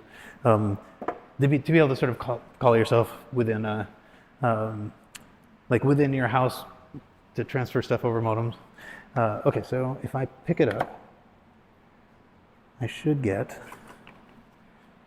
okay, well, I heard something. It went, one other nice thing about this phone cord is that it has the same problem that they all do. It lost the little thing that makes it stay.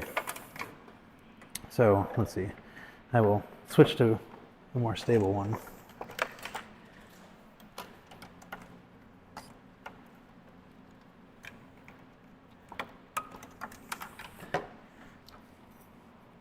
Okay. Well, where is it now? That's interesting. I was hoping I could, like, play the... I can hear it making noise, but apparently it's not making enough noise for the microphone to pick up. Anyway, there's a kind of a dial tone. It's not the dial tone I wanted, though. It seems like more of a busy signal. But, okay.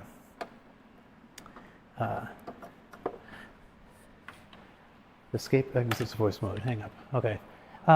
Yeah. Anyway, I mean, there's too much stuff here, and I'm not going to really go through it because I really did kind of want to get to cat fur. So, but it does have. It has this. This is the program that gives you the ability to connect through the AppleCat to the RS-232 and maybe talk to a Wi-Fi modem and stuff. Okay. Let me find the flash device. I have everything on a W drive.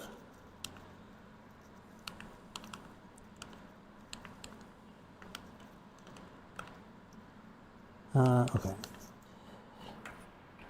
I had planned to plan this better, and haven't. So,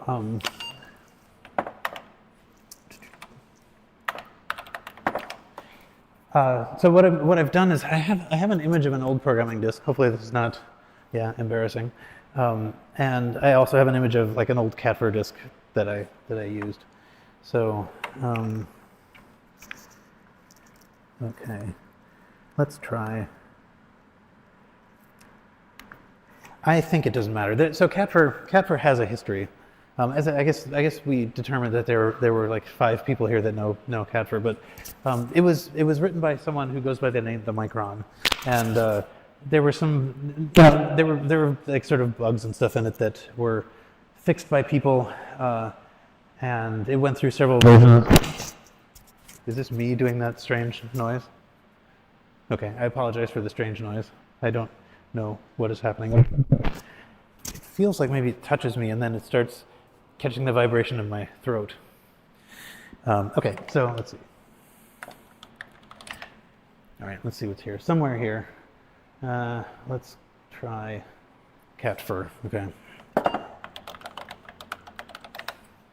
Okay, so this is a version of it. If I had planned this better, I would have talked a bit about how I did spend some time myself disassembling this and like trying to figure out like what does what, and I wrote different mods for it. So one of the things that's nice about this, right, you can see Micron is I felt like this was sort of like the basic version of it, the one everybody used. So this is 2.2a. But so it has here a bunch of different options. You can like pick up the phone and whatever. If I wanted to dial, it took me a while to actually remember how this worked. But so you say whether you're going to originate or answer. So if you're going to be like answering the phone or originating, that can be switched here with M. And then to dial, I think you go to terminal. And then, so I hit terminal and then I hit question mark, and now I have the option to dial. And so I would dial 15. So I need to connect the other AppleCat to make it work, which I will quickly do.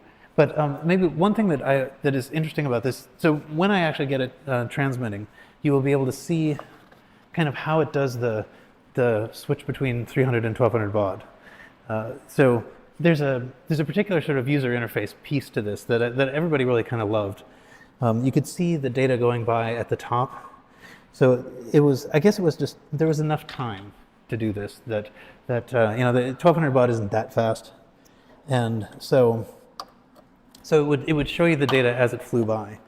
And you can also see the little control codes that switch it back and forth between 300 and 1200 baud. Okay, so if I turn this on, let's see, what is it going to try to run? It's going to try to run Total Replay. That's nice. Okay. Well, let's see. What happens if? Let me see if I can. Let me see if I can actually make it just go into. Not connected. Yeah, I was hoping I could go into Catfer without connecting, but okay. Let's see. Do you remember how we got it, Chris? Do you remember how we got it out of smart port mode? So I have yeah, that's very annoying. Okay, give me 1 second while I attempt to get this to my disks. Okay.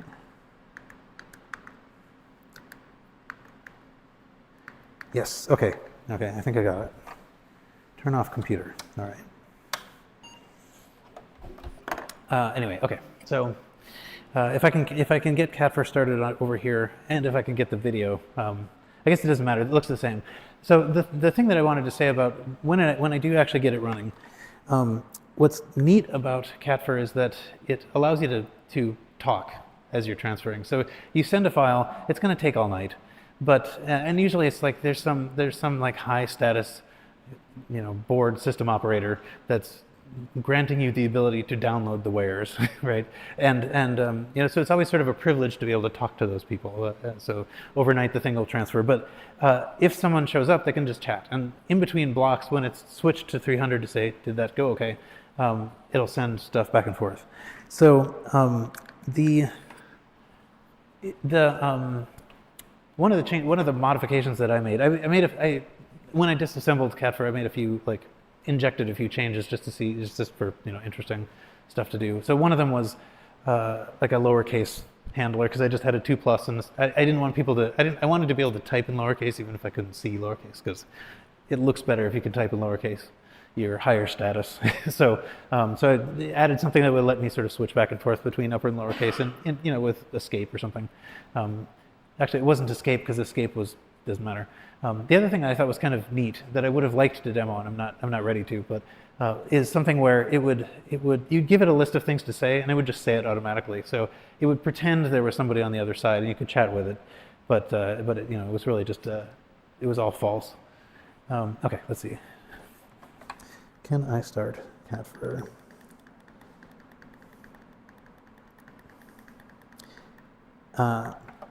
Okay, I think I can. What is my time slot? I think I'm over, right?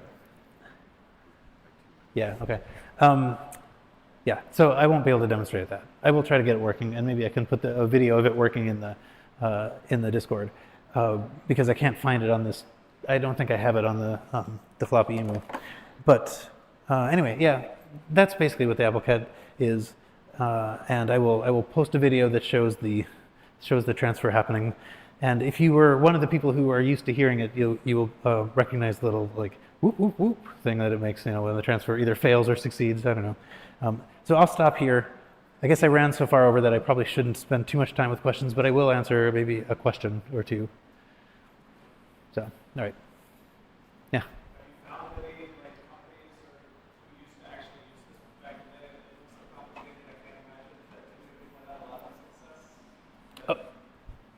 Oh yeah, you mean like someone who actually used it as an answering machine or something, right?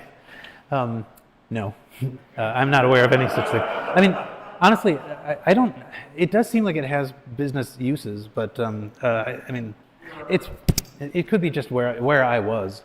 But I mean, I was not interacting with business people. This was all about transferring, cracked software around. But,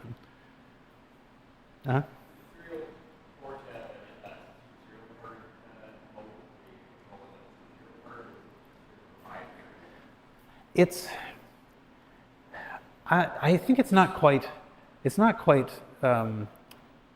bit proprietary.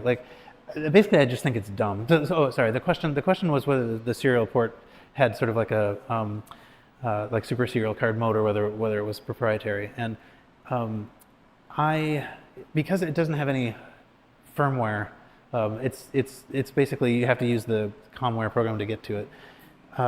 I have the firmware chip, and I haven't actually gotten it to respond yet. I don't know. It's possible that like maybe nothing Novation made worked, but it was cool ideas at least. Because at least what I ended up with, whatever 35 years later, is not working so well. But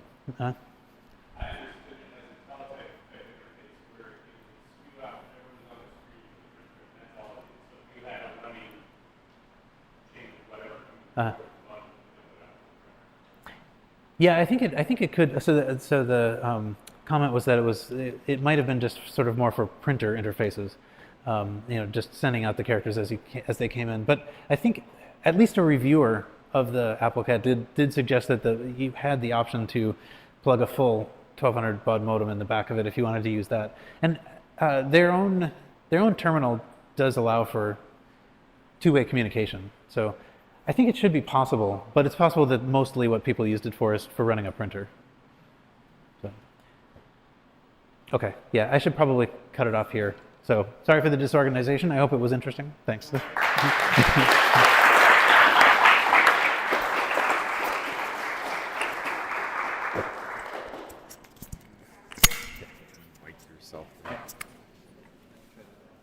All right.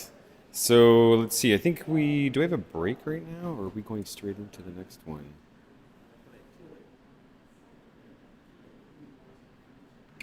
1:45. 2 to 2.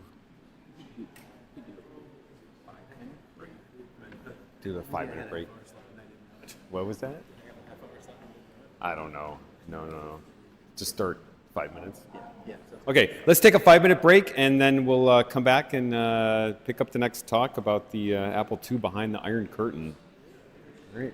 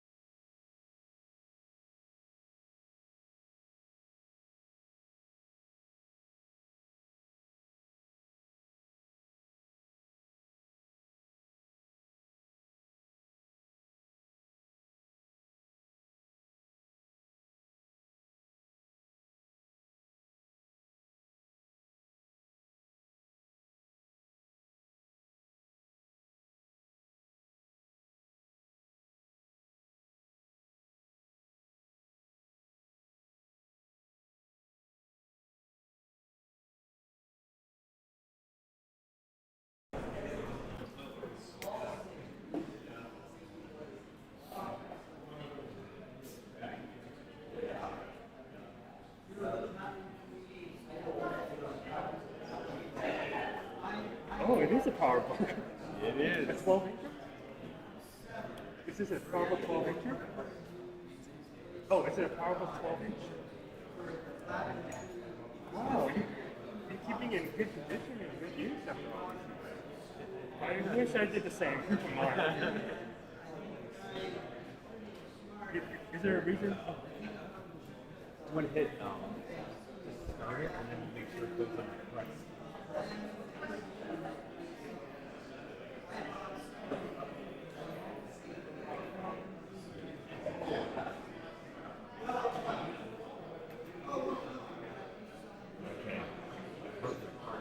Okay. Good?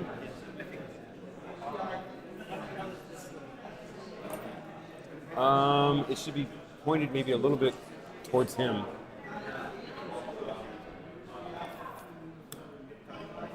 Yeah, it's going to be 2 o'clock, so stop at like 2:45, right? Yeah, it's perfect. All right, let's get started. Everybody grab your coffee made with the Hyper Studio water, the best water from 1980.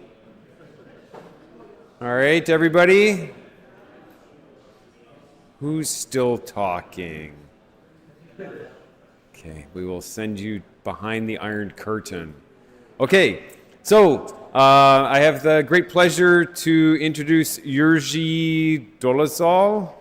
I'm trying to pronounce that correctly. So Jerzy actually came last year to KansasFest and apparently had such a good time that he actually came back. Yes? And this time he actually brought his daughter Lenka with him, and I'm pretty sure they are setting the record for the furthest travel because they're coming from the Czech Republic. So is anybody? Yeah.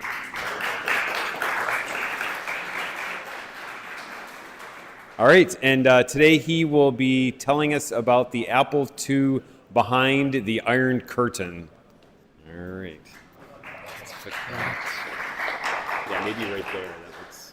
That looks good. Slip in. Like here? Yeah. Closer. All right. Try and speak. See what. Test. Good. Can you speak louder? I don't know if you can make it any higher. Test. Yeah, I think you have to speak up. So.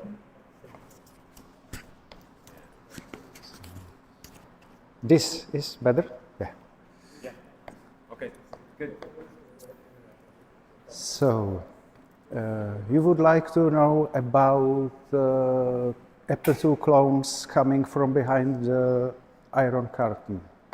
It's not so easy, so I divided this into 3 parts. One, the short story, all the truth about it on one slide. Then the long story in 2 sections.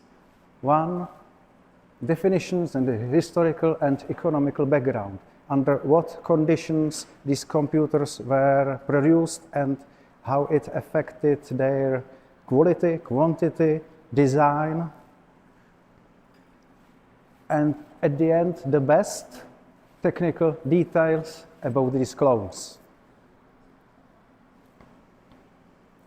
The short story.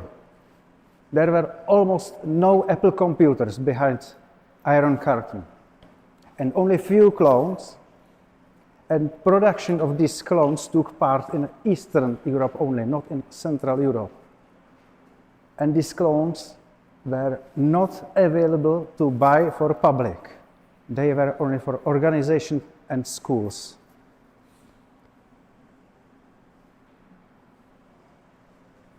The Iron Curtain itself was based on a demarcation line from 1945 and divided the world to Soviet section, Soviet satellites, and Soviet Union, and the remaining rest of the world. The physical appearance was slightly different on different sections.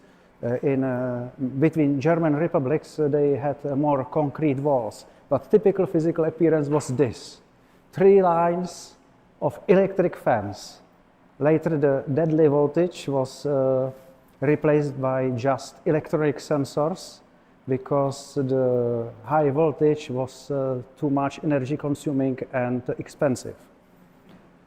Sand for better footstep readings, anti-tank obstacles, watching towers, and what's not seen, minefields, anti-infantry minefields, and almost 10 kilometers, about let's say 7 miles, wild no-go zone where villages were demolished, the population moved away.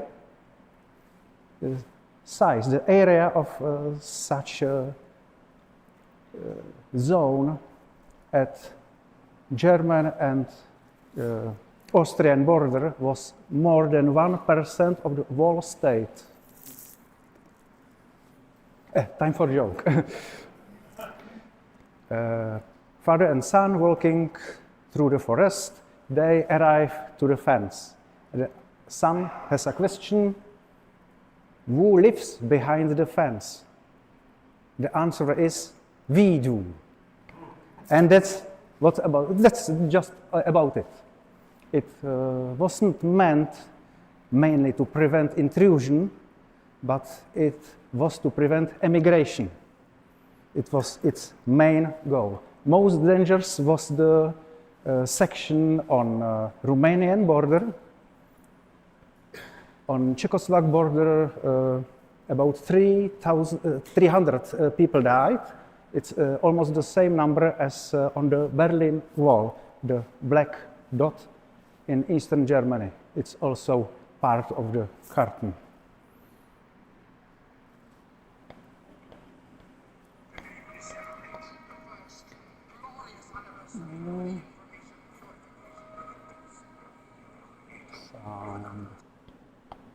The best description of what it's about was in 1984. So, you know, it's doublethink. It's exactly what Soviet propaganda is about. It's more like political correctness to name things by not so appropriate name. For example, now we have not war, but special military operation. He didn't crash with his plane. He heroically died, fulfilling his fighting task. And everything was fighting task, even to order more potatoes for a canteen. War is peace. It's still the same. We were just fighting for peace. Freedom is slavery. The slavery in communism was freedom because it freed people of care about themselves. The state will do everything for you. And Western freedom is just slavery with that unemployed people and poor people and so on. Ignorance is strength. It's clear. It was prohibited to listen to foreign radios. Of course, it wasn't the same as under German occupation. To listen to foreign radio, London, for example, they will shoot you to head under German occupation. This wasn't the same, just imprisonment. And these radios like Free Europe, Voice of America, London were jammed. It was technically also impossible to listen to them. It was very, very hard.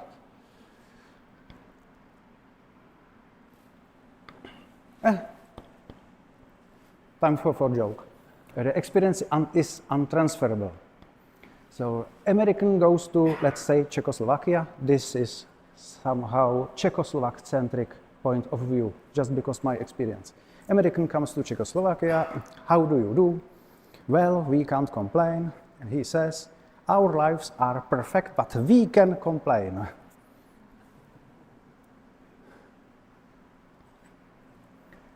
On the left side,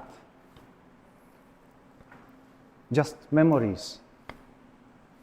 I don't know if you remember cleaning your gas mask every year in school and the drill with raincoats and plastic bags.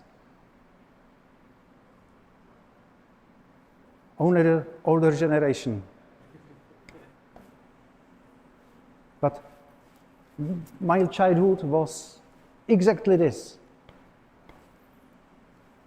My gas masks were produced 1956 and the bigger one later 1968. 1958. So even then they were more than 30 years old. Why such thing? Remember 1984, so let's party like it's 1984 with gas mask. You need two enemies, one of them outside. So, you know, there are these imperialists, murderers from Wall Street. They have their rockets, and the only thing they want to do is to throw them to us. Who knows why? Maybe it's some way how to make more dollars somehow. But posters like this one we had in school. It was also outside, almost everywhere. And now try to imagine, instead USA, try to imagine NATO or Ukraine. It's still the same propaganda. The Soviet Union is still alive. And the other enemy should be inside. And the enemy should be you. Many things were presented as voluntary. But if you didn't attend in parades, you didn't decorate your window with flags, both Czechoslovak and Soviet, the flag of occupying country, you had problems. Didn't attend on Great October Socialistic Revolution anniversary, didn't attend on Labor Day, didn't decorate on Day of Liberation by the Soviet Army Day, you will have problems. They could change your job, let's say from the head of marketing department to security or so, or from doctor to tram driver. You didn't decorate your windows, so no school for your children. Do you think about university for your children? Didn't decorate? Forget about it. And even high school. I was one of those where we expected I will not go to high school just because obstruction from the side of the communists. Of course, Russian everywhere, not only in school, but also, for example, scientific publications. You could publish in local language, but if you think about publishing internationally, the first way was Soviet magazines and in Russian. To publish something in the West in English was suspicious because it can be sign that you are thinking about immigration. Copy machines. I haven't seen one until the end of communism. Why? Because it's tool that can spread anti-communism propaganda. And now imagine how to make, for example, computer club bulletins, leaflets, magazines, if you have no copy machine. Moreover, it's not possible to publish anything as an individual. You needed permission to publish anything, and the permission only organization could have. More about it later. Most funniest part of them all, elections. Communist Party is the leading party by constitution, period. To achieve democracy-like appearance, more political parties were allowed to exist, but not to share power. You could drop your vote sheet to the box, but you had no choice. Yeah, only in coalition with Communist Party, these other parties could send their candidates, but they must fulfill the program of Communist Party.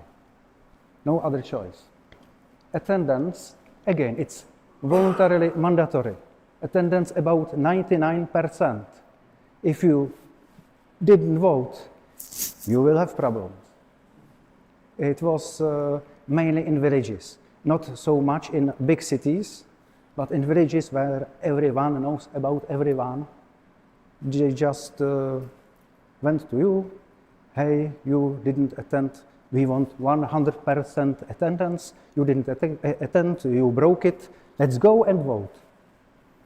The worst result ever was 99.7% for the Communist Party, which means there were 200,000 brave people with invalid vote sheets.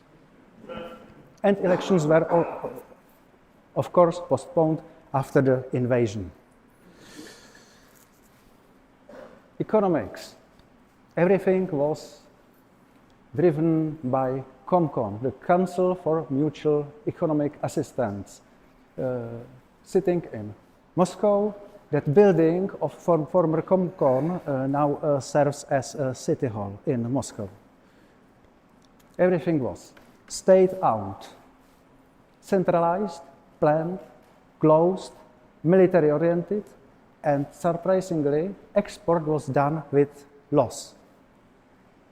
State-owned. That means that it belongs to one, to the state. So everyone and no one. Everyone wants have some profit, but no one cares about it. Centralized. Everything was driven just by center in Moscow. And on a local level, no decision could be made. It was closed, of course, divided by the curtain. The currencies in COMCON countries were not freely exchangeable, convertible for other currencies, like German, West German mark, Swiss franc, American dollar. They could only circulate inside COMCON countries and were in fixed ratio to Russian ruble, of course in favor of ruble. The only mistake you can do with such closed type of economics is to print edition money. That's one of causes, one cause of many others why Soviet Empire collapsed. They just added money, more money, and disaster like inflation come. So, if your currency is not freely convertible, if you get some foreign currency, for example, working abroad, truck driver, or someone from the West, relative, some maybe, sent you money, you will not receive money. You will receive special coupons that you can use in special shops, Tuzeks, with only imported goods. It was not possible to obtain these coupons for local currency. Of course, there was black market, not legal way. So if this was the only possibility to reach imported goods, it means to get in touch with computer, you needed these coupons. This one is too complicated, we can skip it if no, we are short on time. So, again, you want a computer. You don't have freely convertible currency.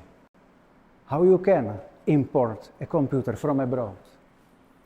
Sharp MZ 800 after the end of production was exchanged with Japan for wooden kitchen utensils.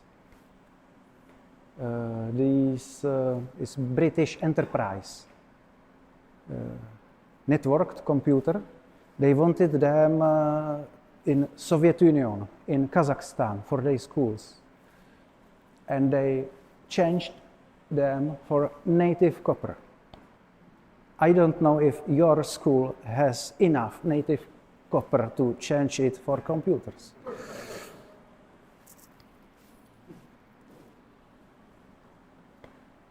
So again, Czechoslovak-centric point of view. First legal import, 1984. Sword M5, Japanese computer. European version was produced in Ireland, so it's also available in Great Britain, Ireland. But there was special batch of 1,000 computers imported to Czechoslovakia. They have different serial numbers than the British version. Obtainable for these coupons only. Imported goods. If you don't have foreign currency, you can buy them. Later, Ataris and of course Sinclair computers were imported. And after the end of their production, remaining stock of Sinclair computers was available in normal shops for local currency, in paper shops. That was something exceptional, unbelievable. Computer for money that you already had for local currency. Of course, the Sharp MZ, it was just changed for goods, not for foreign currency, so they could sell it for local currency. And very late, a clone of Sinclair computer, locally produced. In Hungary, they had a special focus on computers which were unsuccessful, and after their end of production, they acquired the remaining stock. So platforms like Commodore 16 or Enterprise are quite common in Hungary and very popular here. So if you are looking for something rare, maybe in Hungary they have it.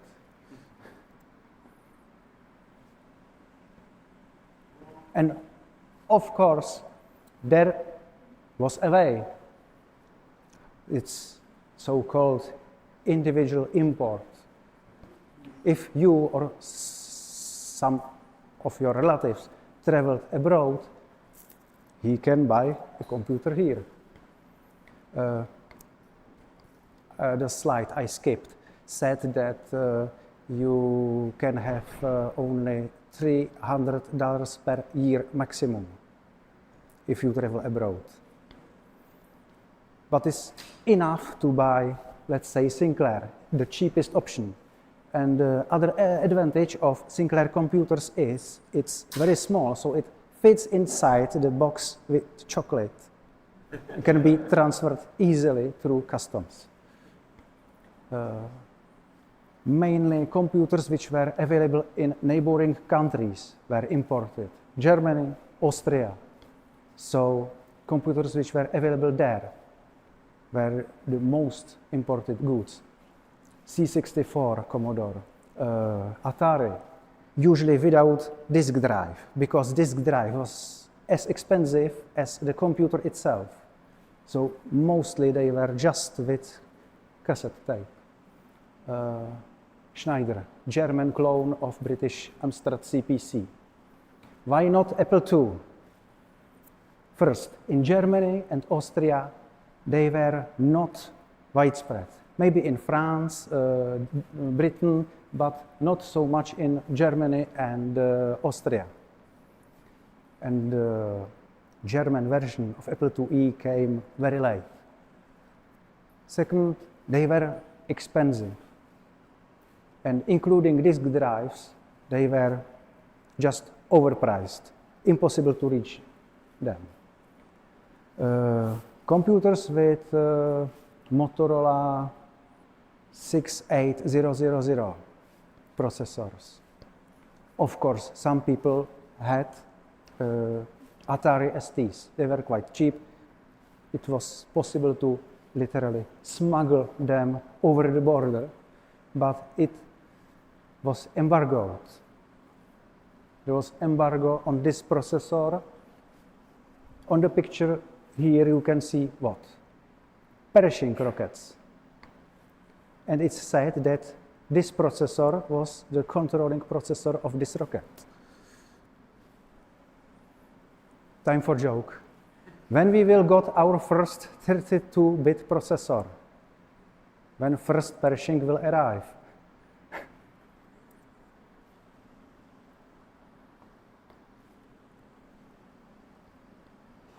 Yeah. This one is about difficulties in computer production. First, parts, chip production. 30 to 60% of them were actually faulty, not working at all or very slow. So there was tendency to use also these faulty parts. For example, slow ROM, you can't use as usual ROM, but it can happily work in slow ROM disk. Everything was delayed. These IBM 5285 from 1980 started production as clone 1989. Computer with 8-inch drives made of Intel 3000 processor slices. It didn't have microprocessor. It was made of slices for such big boards full of chips, hundreds of chips, and wire-wrapped bus. But the biggest problem were not the chips. You can replace it somehow or invent something, but mechanical parts were the biggest problem. Connectors, keyboards.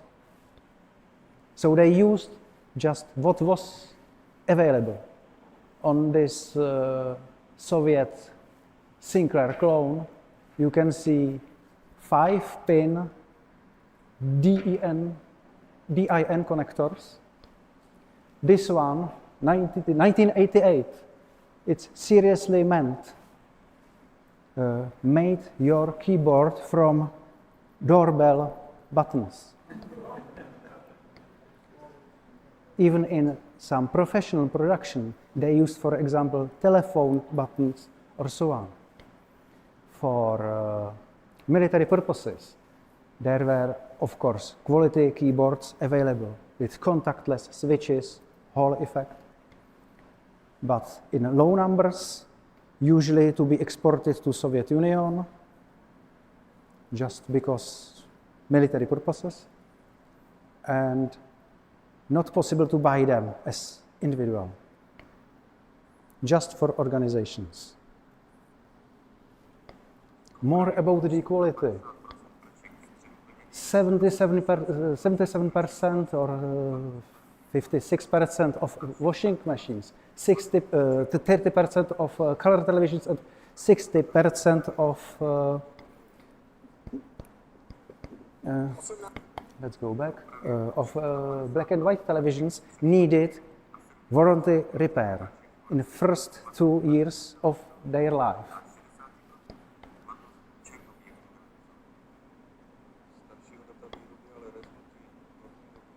For example, here, the upper panel, too thin painting on it, so it just gets rusty.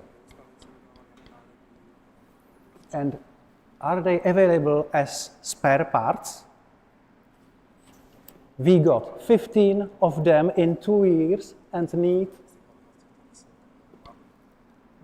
94 more. So some are waiting for warranty repair 2.5 years.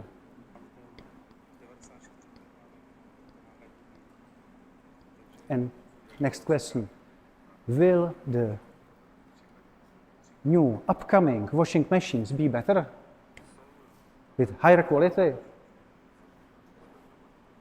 No.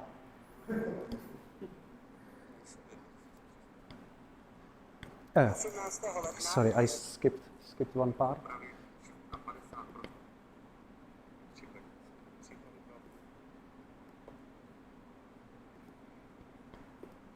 Let's go.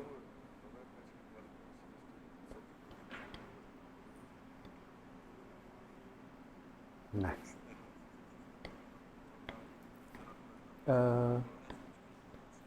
Freezer. The price of freezer is 3,000 Czechoslovak crowns. The price of warranty repair is more than 2,000 Czechoslovak crowns. And it's repair which is typical for this freezer. Notice the environment, the working environment. Usually this was all done on pre-war machines with pre-war equipment because there was no plan, everything was planned. There was no plan for innovation, replacement, new machines. Production of CNC heads for Canada. They export them to Canada with profit, not with loss, as is usual in machinery. And again, everything is done on pre-war machines. And no hope to get new. But there is pressure to produce more and better quality, but you can't push the machine over its limit. And these machines are not produced in ComCon countries, so you can't buy them for rubles or the local currency, and there are no planned money to buy them from abroad. And the same was in computer industry. Usually pre-war machines or lines meant to build German radios during the war. With usually no soldering mask. If you had shortage of, let's say, disk controller, usually the chip looks like this. These two boards are the same as this one, this one chip. It's disk controller. It can read disks. It can write to disk. But it can't format the disk. You need different computer to format the disk. These two, you can see, quite similar. On the right side, East Air German Robotron 1715. On the left side, FK1 single board computer. You can see processor, ROMs, RAMs. Below its video circuitry. On the left side, mouse interface, parallel serial. And this is the same as on this board. Floppy interface made of two 8-bit parallel gates and one timer. On the left side, Intel clones. On the right side, Zilog clones. Two PIOs and one CTC. And note the soldering mask on the East German product. It's very exceptional. And now look at this. Wozniak's Disk 2. 8 chips. It can read, write, format the disk. Genius. compared to the others. Production of computers in ComCon countries was divided into three groups. First, mainframes. It started with creativity. Own systems like Soviet Minsk, Ural, Czechoslovak EPOS. In Soviet Union, they had also Saturn computer, which didn't use nor decimal, nor binary, but trinary. But it's another story. Later, licenses appeared. It was possible to buy license or illegal copies. Polish Odra was compatible with ICL, but it was not licensed. And later, the ComCon established ECEVM, Unified System of Electronic Computers, which basically were clones of IBM 360 and later 370. There was such high number of these clones that after end of communism, IBM offered software and service for these clones. Mini computers, no space for creativity, just clones. Hewlett-Packard, Israelis Elbit 100. In Romania, they had a TPA computer, which was clone of PDP-8. And later, it was all grouped to SM-EVM, System of Small Electronic Computers, which was focused originally mainly on PDP-11, later VAX, and surprisingly, IBM PC fell into this group. It was not considered microcomputer by ComCon. Microcomputers. To produce microcomputers, you need microprocessors. The original idea was that as a military important thing, it should be produced in Soviet Union only. But their capacity was low, quality low, so they decided to assign each country their processor to be produced there. So East Germany, Zilog Z80, Czechoslovakia, Intel 8088 and Slices 3000. In Yugoslavia, they had a clone of RCA 1802. You know it as Cosmac 11. And happy Bulgaria with 6502. The advantage of clones was that they already had software library. If you build in-house design, in-house system, you had no software for it. Only some computers were available in shops, surprisingly mostly clones, but usually they were not available. They were for organizations or schools only. Surprisingly, mostly in-house designs. There were exceptions, but usually it was like this. To get in touch with a computer, if you hadn't one at home, usually you can visit some computer club. But it's potentially dangerous thing. These potentially dangerous hobbies like railway modeling, RC models of ships, cars, airplanes, ham radios, even driving schools, and of course computers. It was all supervised by the Union for Cooperation with Army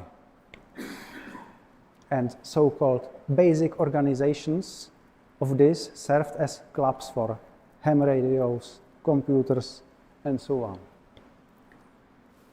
That's not me, it's my brother on the left. To understand more about the situation, atmosphere, and how this was like, and more details are in this book. Jak obehrát železnou oponu. It's scientific work, so it's quite long, boring, but has many facts inside, interviews, literature, sources. And happy you, Schwelch is associate professor on MIT, so this book is available for, I think, $45 in English. You can find more about it inside. Again, it's Czechoslovak-centric point of view, also in this book. Back to Apple computers behind the Iron Curtain.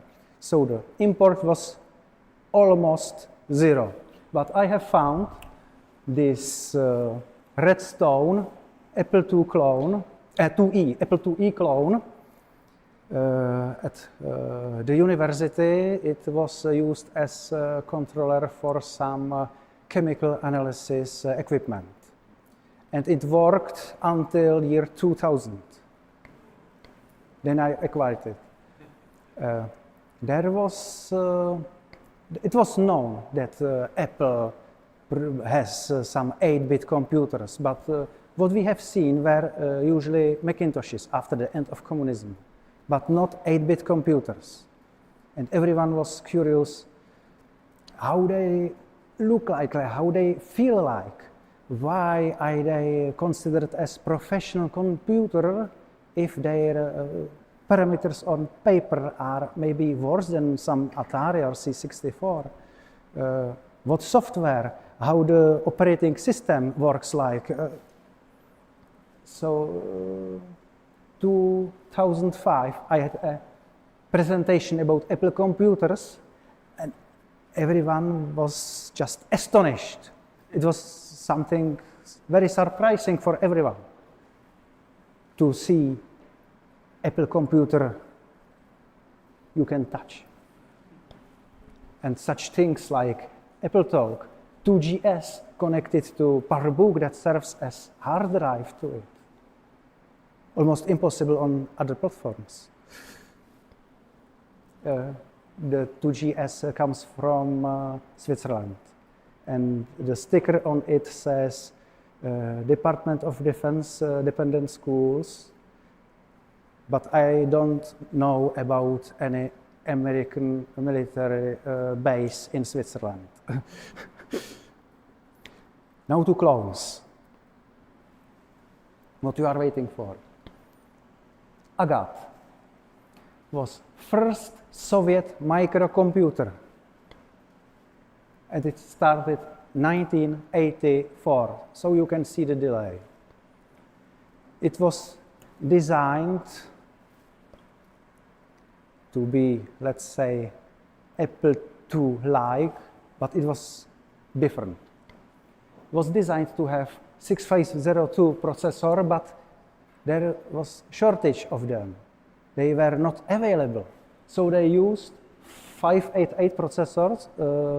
Their instruction set is compatible with PDP-11, and software emulated 6502 processor, so it was somehow slower, the timing was not accurate, but it worked somehow in prototypes. Then they acquired real 6502 processors, surprisingly, mainly originals, Rockwell, Synertec, from Mexico, India, and only few of them were from Bulgaria. Price of the computer was 3,900 Russian rubles, or Soviet rubles, with average salary in Soviet Union being 250 rubles. And they even wanted to export it for $17,000.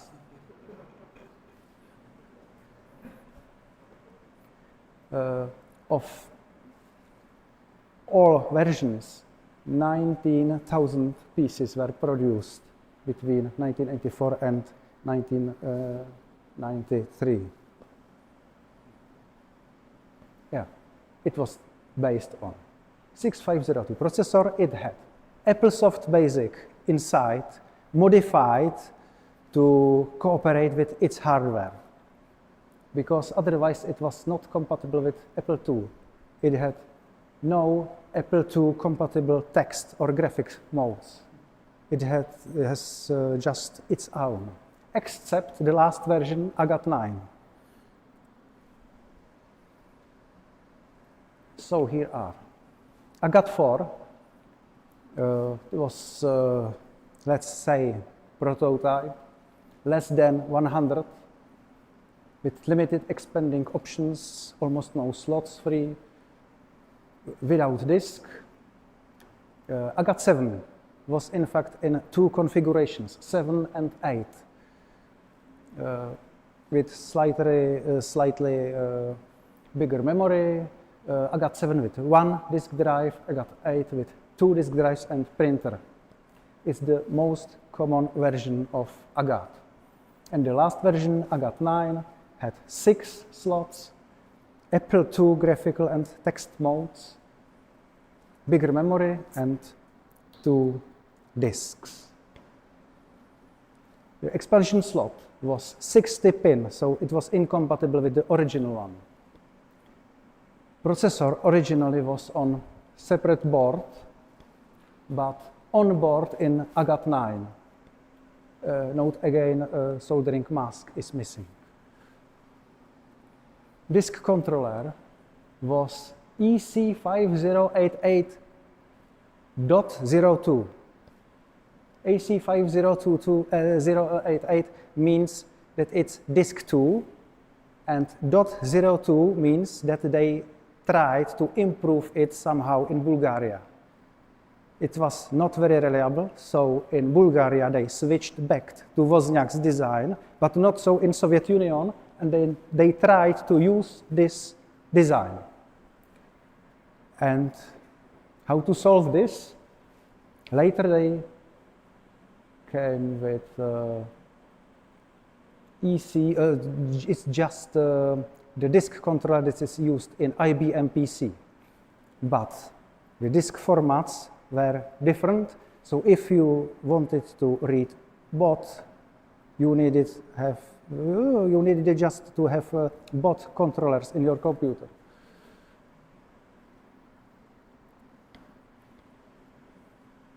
That is how they looked like. Agat 4 had metal case with keyboard attachable to the front. Usually they were gray, but some machines were painted red to fit with the color of the television for marketing purposes, to be nicer on photographs. Agat 7 again was mainly gray, slightly higher to improve cooling. In the beginning also metal case, but later plastic, and they were a later version produced in different factory. They were produced on several places. Had black front panel and Agat 9 with similar appearance. So-called Unit 121, in fact, was Apple II Plus compatibility card, was sold separately, not available with the computer originally, but was on board the last version, Agat 9. Had its own video RAM, Apple II Plus compatible modes, and separate monitor output. So you had 2 monitors, one with Agat modes and one with Apple II modes. And it required reboot to compatibility mode. Had no language card support, but there was language card on board Agat 9. So Agat 9 was the most Apple II Plus compatible Agat, but less compatible with the original memory paging of Agat 7 and previous versions. It included lowercase characters, not so in previous versions. Had inbuilt processor unit 121 and language card on its board, and received new Agat modes, but one was lost, and contained interface card without serial. Previous versions had both serial and parallel, but it was Apple II parallel printer card compatible, not so in previous versions. The text and graphical modes of Agat. Colorful, 8 colors, text 32 by 32, monochrome, high resolution text, 64 characters per line, low res, 16 colors, 64 by 64 and 128 by 128, and monochrome, just 2 colors, 256 pixels. In Agat 9, the low-res mode was lost, but had new 2 modes, 4 colors in 258 pixels, and new monochrome one with high resolution 512 pixels width. And now we come to Bulgaria, to the city of Pravec, which is old Bulgarian word for the right way, the right direction. Bulgaria was very active on the field of computer industry. Sometimes 40 to 60% of computer production came from Bulgaria. They were the only country that produced 5.25-inch drives. The others had just 8-inch drives. It started 1980, sooner than in Soviet Union, with IMCO-1 produced on the Academy of Sciences, 50 pieces, but it was never sold, but it was first Apple II copy with just cassette tape. Then later the production went into the factory in Pravec. They produced also non-Apple II compatible computer like Tangerine Oric from Great Britain, their own clone, and later Pravec 16, IBM PC clone. They started with Pravec 82, surprisingly 1982, and produced 60,000 pieces of this computer. It was based on IMCO2. Again, it started on the Academy of Sciences, but the production went to Pravec. It was just Apple II Plus with one difference. It had Cyrillic on it, switchable back to Latin. Pravec 8M was again Apple II Plus clone with CPM card on board, computer with 2 processors. Pravec 8E was not really produced in Bulgaria. It was imported in 1,300 pieces from Taiwan, so it contained no Cyrillic, as only one exception. Pravec 8A, clone of Apple IIe, maybe they copied the imported Taiwanese clone. Pravec 8C, it's not as compact as Apple IIc. It's just Apple IIe with just 3 slots and cards, expansion cards integrated on board. And the last version, Pravec 8S. Pravec 82, I said 60,000 computers were produced. Of the other versions, it was usually 2,000 to 3,000 of each version. So they are more rare than the Pravec 82. IMCO1 on top, IMCO2 and Pravec 82, you can see it's almost the same computer, just Apple II Plus with Cyrillic. Pravec 8E in usual Apple II-like case from Taiwan. And Pravec 8M, Pravec 8A, you can see their boards. 2 processors on the first picture. Apple IIe, including slot for language card in Pravec 8A, Pravec 8C, only 3 slots, and Pravec 8S.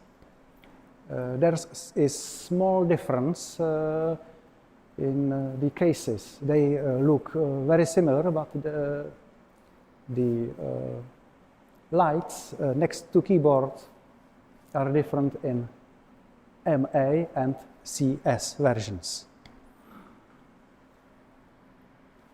Otherwise, they were just copies of their originals, so no attractive additional innovations in them. In Bulgaria, they were not sold to public. They were only in schools, so some education software was translated to Bulgarian language and they used them at school. And I think, done, finished, that's all.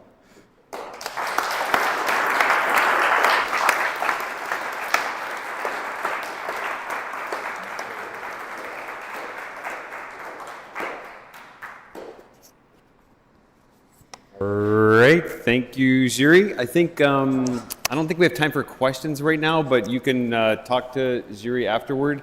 We have a break until 3 o'clock, so that's 5 minutes, and then we'll be joined by Rob Jamel over Zoom to talk about the Apple IIc. So see you in 5 minutes. Yeah.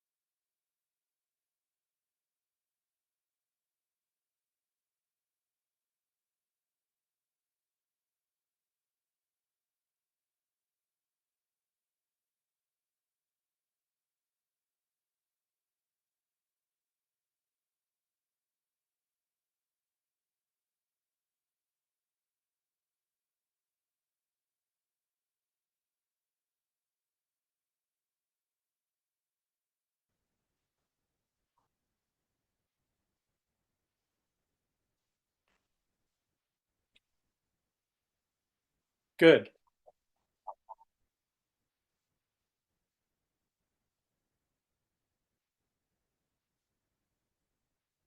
All right. Let me know when I should switch to a screen share.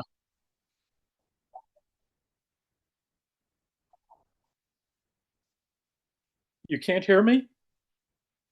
No? Oh, good. Okay. Okay. During the presentation, should I turn off my video so we don't run into any bandwidth issues?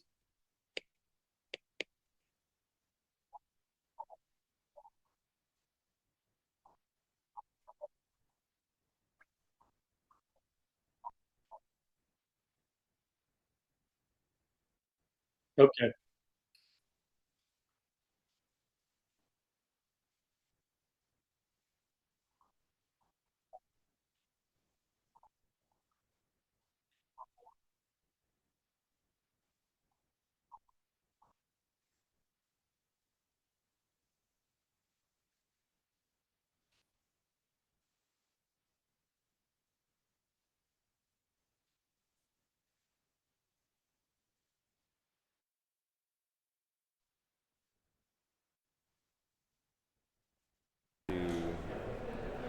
That.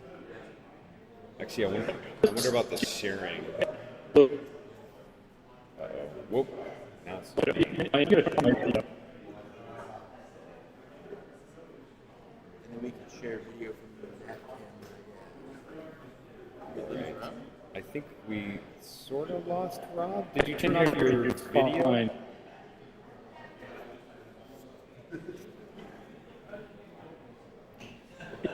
Yeah, I'm turning off my video. Okay. Yeah, I think you can turn your video on. I think it should be fine. Hear me, Chris? Yeah. Is my microphone doing anything? I'm just using it as a microphone. I'm few distance bandwidth, so Okay.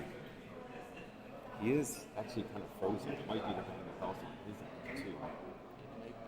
I mean, our bandwidth here isn't moving at all. Right.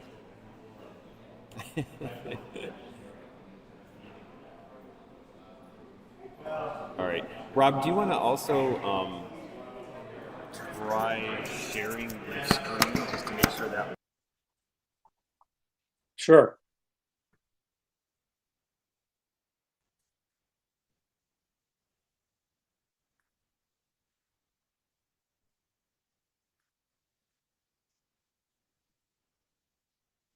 Yeah. Can you see my screen?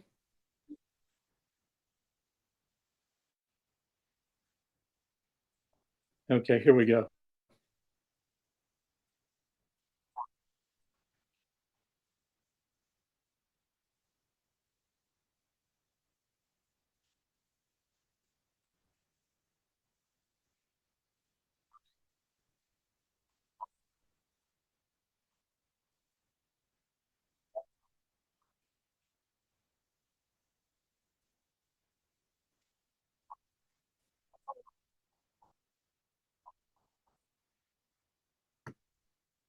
Okay, you should just be seeing the presentation.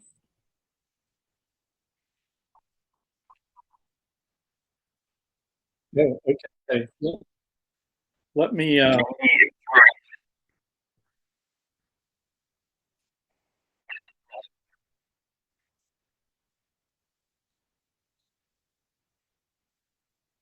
let me know now. How is it now?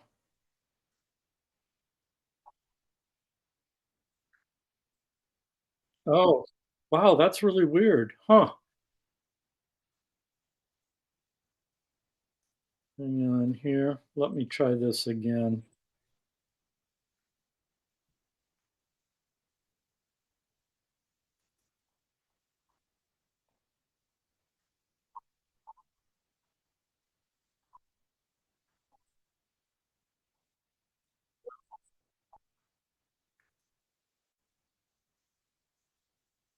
I see. Okay, I'm restarting it, this sharing then.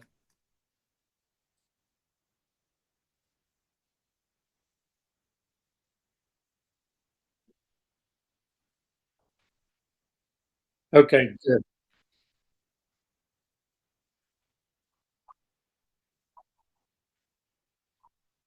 You can't hear me? How do I sound now? How do I sound now?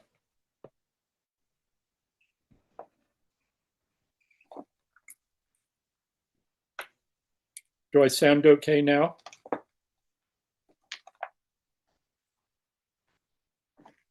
Can you hear me okay now, Chris?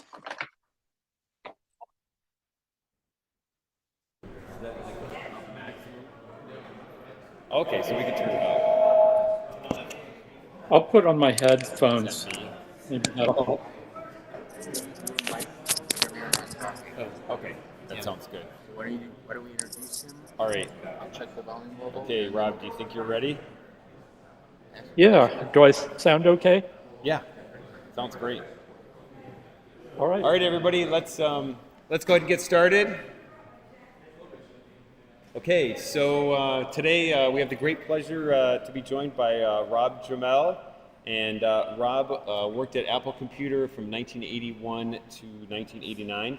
He was the industrial designer of computers and accessories, and then he was the creative director of packaging, trade shows, and events. He was the initial designer of the Apple IIc and kind of came up with the idea that Apple should actually have a portable computer. And he initiated many of the design features that really ended up in the final product. And we're really delighted to have him join us today. He's actually going to be showing us a lot of his kind of historic documents. And it seems like he has a treasure trove and saved everything from back in the day. So Rob, thanks so much for joining us, and take it away. Thank you very much, Chris. Chris, this is a real pleasure for me to be able to join everybody there at KansasFest today. And it's always fun to go back a few decades and reflect on the Apple IIc story. It really was quite an adventure. So let me dive into it. So it started in early '81, and Apple was going through an interesting time in its history. They had previously launched the Apple III product, and they had gone public.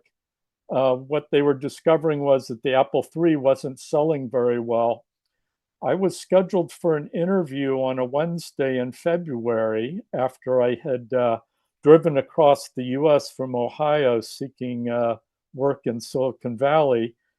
And I showed up at the Bandley Drive offices, and there were no cars in the parking lot. Thought that was kind of weird, but the guys I was meeting with, Jerry Manick, who headed industrial design there, was waiting in the lobby, and he said, "Hey, I got to tell you, Rob, today was Apple's first layoff ever, and so everybody was sent home. We tried to reach you." So so it was an interesting start at Apple, but they were going through a reorg immediately following that, and I was just barely qualified for the job they were looking for. But I followed up over the past month and a half with dozens and dozens of phone calls, and finally I got a call from the VP of Engineering's administrative assistant, and she informed me that I didn't have to call anymore. So I thought, of course, oh, damn, I didn't get the job. But she said, "No, you got the job, but you have to agree not to call the VP of Engineering for at least 2 months." So that was my start at Apple. So previously, I had gone to San Jose State and done some engineering after I'd gotten my degree in industrial design. And because I was good at making models, I ended up making models for Star Wars at Lucasfilms. They were working on the movie The Empire Strikes Back. And it's interesting, some of the what I learned there came into play when I was later designing computers at Apple. After that job, I had gone to Ohio and helped a fledgling design firm get started. And I was designing everything from solar panels made out of fiberglass for Owens Corning to designing new hypothetical sprinklers for Scott's Lawn Care. They were considering going into the business at the time, which informed some of the work that I did at Apple too. So of course, when I joined, the Apple II was the cash cow for the company. They had, after the layoffs, they shrunk from 11 divisions to 7 divisions, but the vast majority of the revenue was coming from the Apple II you see in the upper left-hand corner. So they weren't entirely sure what they were going to do next, but they knew they needed some good-looking accessories and peripherals to go along with it. So to the right, you see an early sketch of a few of these product ideas. But they weren't entirely sure what real project they should give me to work on. So I was kind of wandering around until somebody said, hey, these Apple IIs are really expensive to manufacture, and the housings and such needed to be painted, and they required hand sanding, so they were very pricey. So, so the first assignment was to design what became the Apple IIe, E for economical. And not a lot of people knew what the E really stood for internally at Apple. So I was told I had to stick with the same shape and look and feel, and then as well as keeping the 45-degree chamfer angles around the top. So the bulk of the work was really centered on making the back panel and the rest of it very affordably manufacturable, and for the first time in Apple's history, using injection molding processes to make high quality, super durable housings and cases. And then, of course, designing the back panel so that it was a lot friendlier for people who were less tech savvy to add boards, cards, and as you can see, lots of different cables and connections at the time. So that was an interesting project. I learned an awful lot about computers, but I wasn't really able to be super creative. There were some other initiatives. At one point, Apple was considering doing its own line of modems to go along with the Apple II. Here was an early sketch. I didn't totally love having to put chamfers on everything. So in this concept here, you can see that I put the chamfer on the bottom of the housing.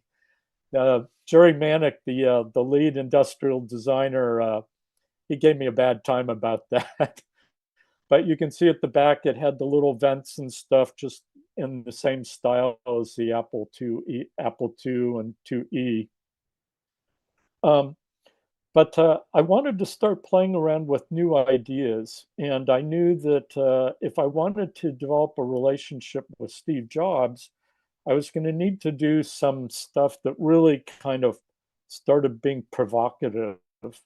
And so here was one of the early sketches from August of '81. So I'd been there, maybe 4 months or so when I did this. And sure enough, when he heard that somebody was doing new concepts and kind of pushing the envelope with thinking about what could be done, he always wanted to see what was going on, even though he was primarily focused on the Macintosh project.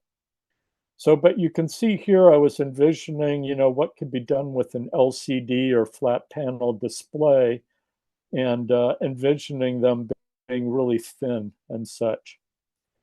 Here was another idea of an Apple II that was not expansive, didn't have slots for third-party cards, that type of thing. It was basically, the idea was how to make it as minimal as possible and friendly and approachable so you could use it in a lot of different situations and places. But you can see in the lower right-hand corner, I was experimenting with how to reduce the mass of the computer. So there'd be a semi-triangular shaped board. Board would be basically wings extending beyond it in one of the iterations. And then in the upper right-hand corner, one of the engineers challenged me to come up with the smallest possible concept. So there wasn't even a bezel around the keyboard, and the storage was going to be with a micro cassette tape. So that led to other experiments. There were people talking about doing compact computers at the time. And there were a few kind of fledgling things showing up in the market or being presented. So this was kind of a take on a direction that we could take the Apple II. Now you can see I wasn't following the design, look, and feel that Apple had established at the time, or the color scheme, which was kind of based on HP products at the time. I was pushing the envelope. I was getting some heat from some executives, but Steve really kind of liked some of the new ideas and introducing new thinking into the mix. That was until Grid Computer introduced their Compass computer. And we were just all blown away by how sleek and cool and kind of dangerous, Darth Vader-like look and feel that it had. Of course, doing something that extreme and making it entirely out of metal wasn't something Apple wanted to do. They didn't want to charge $10,000 for the computers. Who wanted something less expensive. So this was an early concept of how we could potentially do one with a flip up flat panel on it.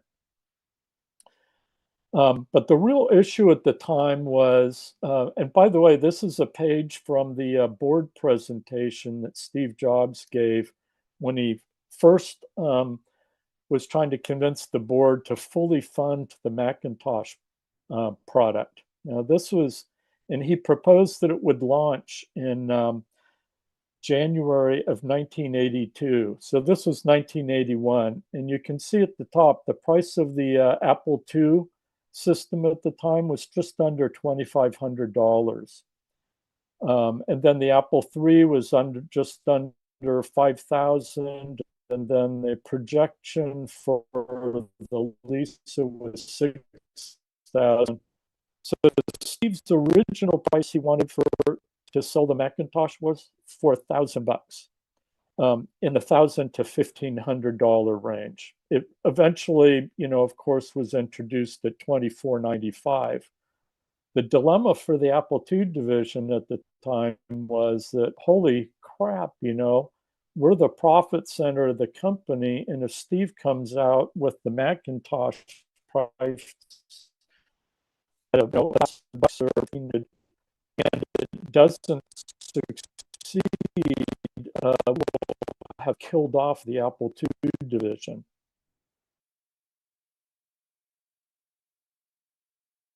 So then the big challenge, and at the same time, Steve was kind of certain about the direction we should be taking. So I showed him one day a security alarm system that I had designed for a company at my previous consulting firm. And of course, the first thing he said was, get rid of all those buttons. So I had to explain to him, well, that's a numeric keypad, Steve. Kind of hard to get rid of all the buttons there.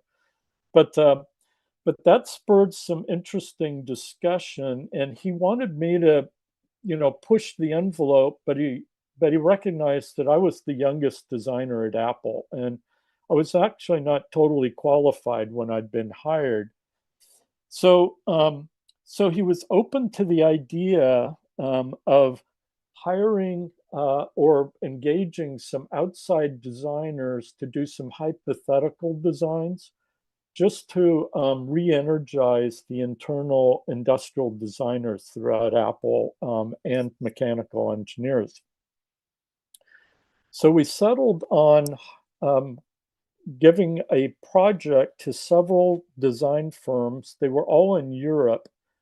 And the one that I recommended was a firm called Esslinger Design. And I just loved their TVs they were designing for Wega and some of their hi-fi stereo systems. They were just so simple but brutally utilitarian. It was kind of a form follows function.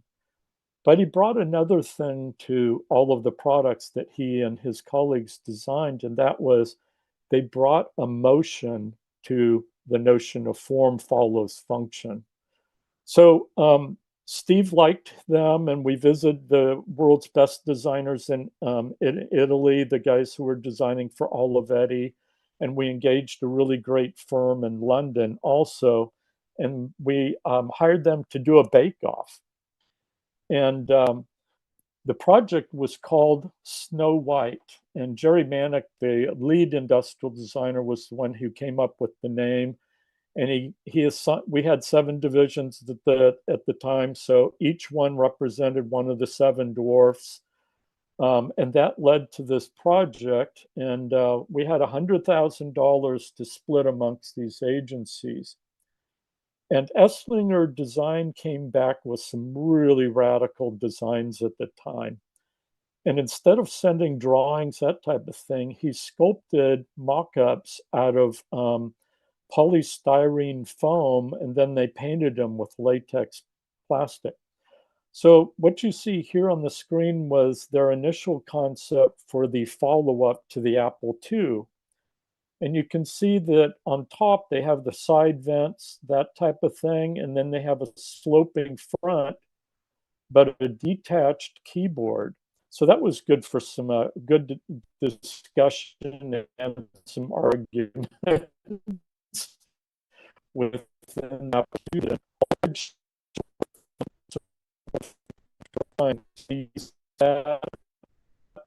For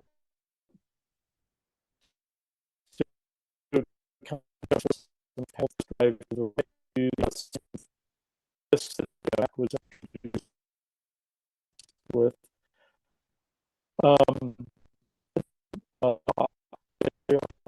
pretty interesting, were unique in the tech product design because they were not evenly spaced. They had a different cadence to the rhythm of them.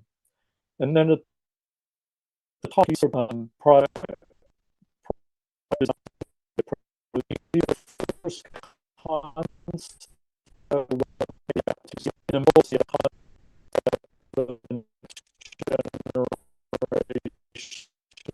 and then they had idea for a flat, super portable, compact computer.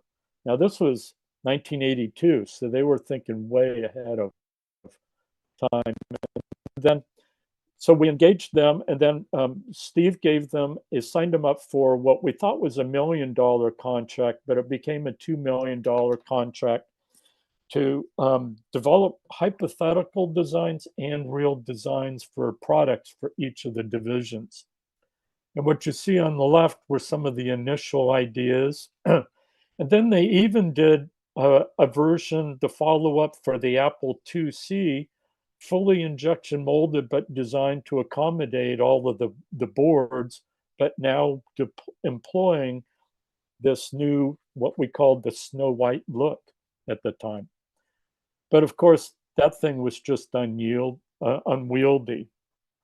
So we were still trying to figure out what the Apple II follow-up product would be. And so I put together a sketch one day for, different use cases for it and how we could take a form factor that Steve had described as the Apple II book and how we could make that, friendlier and more usable in lots of different places in somebody's home, where they work, going to school, in the kitchen, and so on. And that led to some of the initial concepts. The that were based on the design look and feel that was clearly the direction we were going to follow from Esslinger Design's work. And at this point, Esslinger Design had changed the name of the firm to Frog Design, and they'd set up an office in Los Gatos, California, very close to Cupertino. So they were coming up with ideas, and I was coming up with ideas, and would get together periodically, and we would show each other some of our ideas. The funny thing that emerged at the time was that Steve had told them that they were leading the project, and Steve had told me that no, they were just generating ideas, and I was leading the project. So neither of us knew how much we were competing with each other for Steve's favor on the best design. So one of the ideas I had was to put have the disk drive, the floppy drive, come out the back of the computer. And you guys have probably heard that Steve was not one to mince words. He, when he saw this drawing, he said, "Gamel, what the hell is this? What, you're wasting our time. What the fuck, And so I said, "Come on, Steve. Some of it might be messed up and bad thinking, but not all of it." So he crossed his arms and he kind of huffed and he said, "Okay, show me." So I talked through all the different design details, and he kind of said, "Okay, that's okay, that works. That's okay, that works." But when I got to the reverse disk drive, he said, "There's no way in hell people are going to like that." But I explained some of the rationale around it, how the computer can now fit into a smaller space, and now you don't have to be reaching to the side, that type of thing. And if you want to have a mouse, now we have that space available for that. So he indulged me, and we looked at other iterations, and I probably generated, I don't know, 8 to 10 different iterations on this design before we took it into 3D models. So here was one of the very first 3D models that we built of what became the Apple IIc. Now, at the time, we had codenamed the project Moby, but somebody in the press got a hold of the name. So our CEO at the time, Mike Markula, he got sick of our code names leaking to the press. So he said he wanted an unprintable code name for the product. So he said, "We want to call this new product Elegant Little Fucker." And then, of course, everybody jumped on it and the acronym for it. So the code name became Elf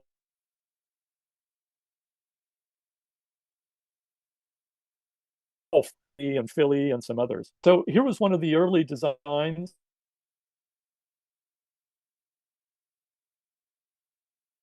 The ultimate iterations that Frog Design was doing too. And we would meet with the newly hired CEO at the time, John Scully, and of course Steve would be there. And so we would all present our own drawings and models and such, and discuss every minute detail. And Frog Design would go away, and they would integrate some of the feedback in their next iteration, and we would too. And we kind of ended up with designs that were so close that the differences were literally just a few millimeters here, a few millimeters there, maybe a tighter radius here and a tighter one there. But I have to tip my hat to the guys at Frog Design. They were the ones who suggested we use a tilted angled font on the keyboard. And because of that, we should duplicate that with and give a slant to some of the buttons that we used, the power button and some of the others too. So we continued refining, but of course them being consultants and stuff, they didn't have to worry about designing things and figuring out how the connectors were going to work. and working with the electrical engineers and convincing them to squeeze the board tighter, tighter, tighter so we could fit one more connector in across the back. So it led to some very interesting relationships and discussions with those guys. At this time, I introduced in the previous concepts, I didn't comment on it, this notion that we should have a way of tilting the computer up so that particularly people learning to type for the first time or the hunt and peck people, it was easier for them to type. So we wanted to integrate a handle that reinforced the portability of it, but also turn that into a device to tilt the and increase the keyboard angle up higher. So that became an elemental component and feature of the product. The other was coming up with a new way of designing the latch and the experience people had inserting and removing floppy disks. I don't know how many of you recall, but floppy disk drives at the time were really awkward, clunky, and noisy also. So we worked hard to try to design versions that were quieter, sleeker designed, and they had a nicer feel as you pushed in, grabbed the latch, and pulled it up to remove and eject the disks. And here you can see one of the accessories we had designed too, the remote disk drive. So these are all visual models, of course. And then laying out the back panel design and getting that detailed just right. We would meet with Frog Design and Steve, and we would argue over every little millimeter on these. And one of the things that really disappointed Steve was that we were generating so much heat that we had to add additional vents across the back panel, and we had to double up the spacing of them. But there was just no way around those. We did a ton of thermal testing, and we did it old school. We would just go out to the local head shop and buy incense.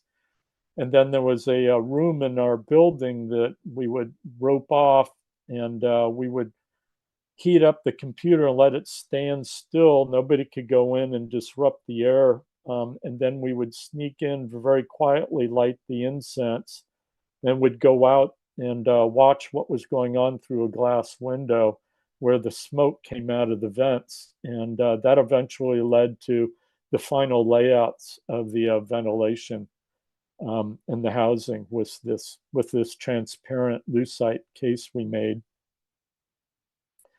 So we ultimately launched in the spring of 1984, and here's a very proud Steve Jobs and John Scully at the Moscone Center.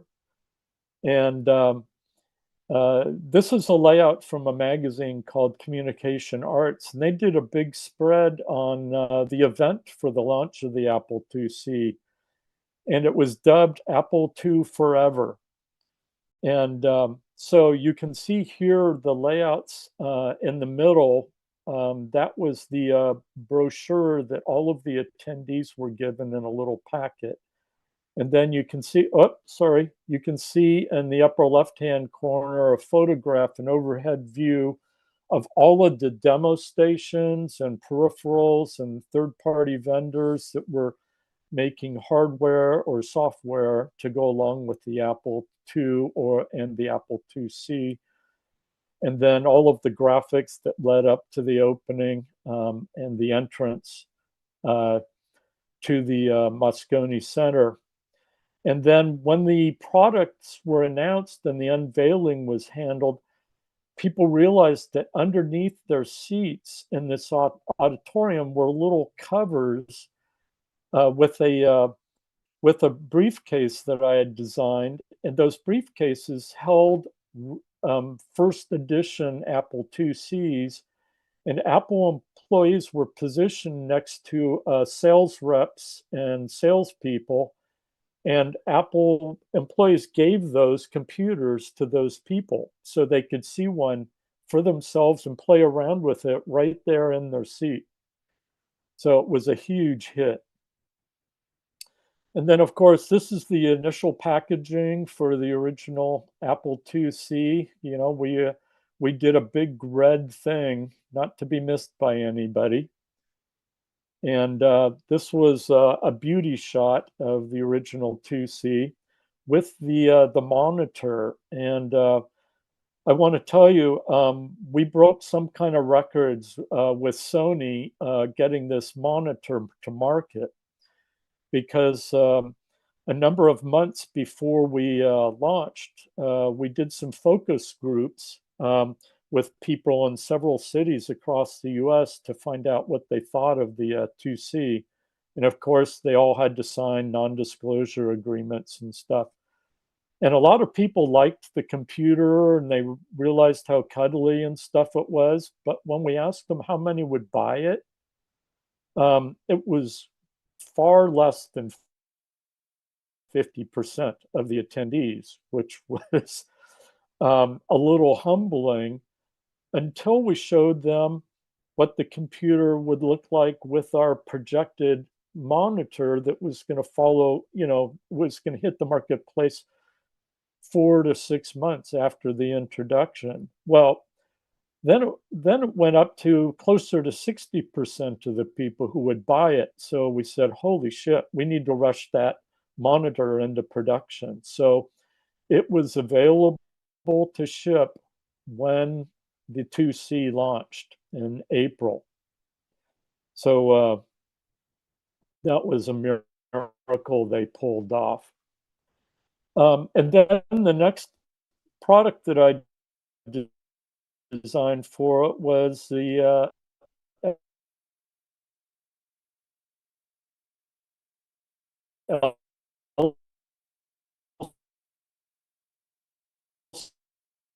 LCD display, and there was no way to integrate it. So if it was on a desktop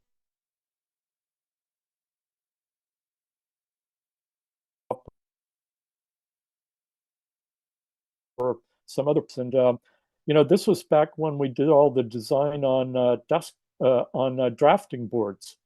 And so I would turn over my designs to some mechanical engineers and the blueprints and drafting people, and they would then translate it into moldable parts.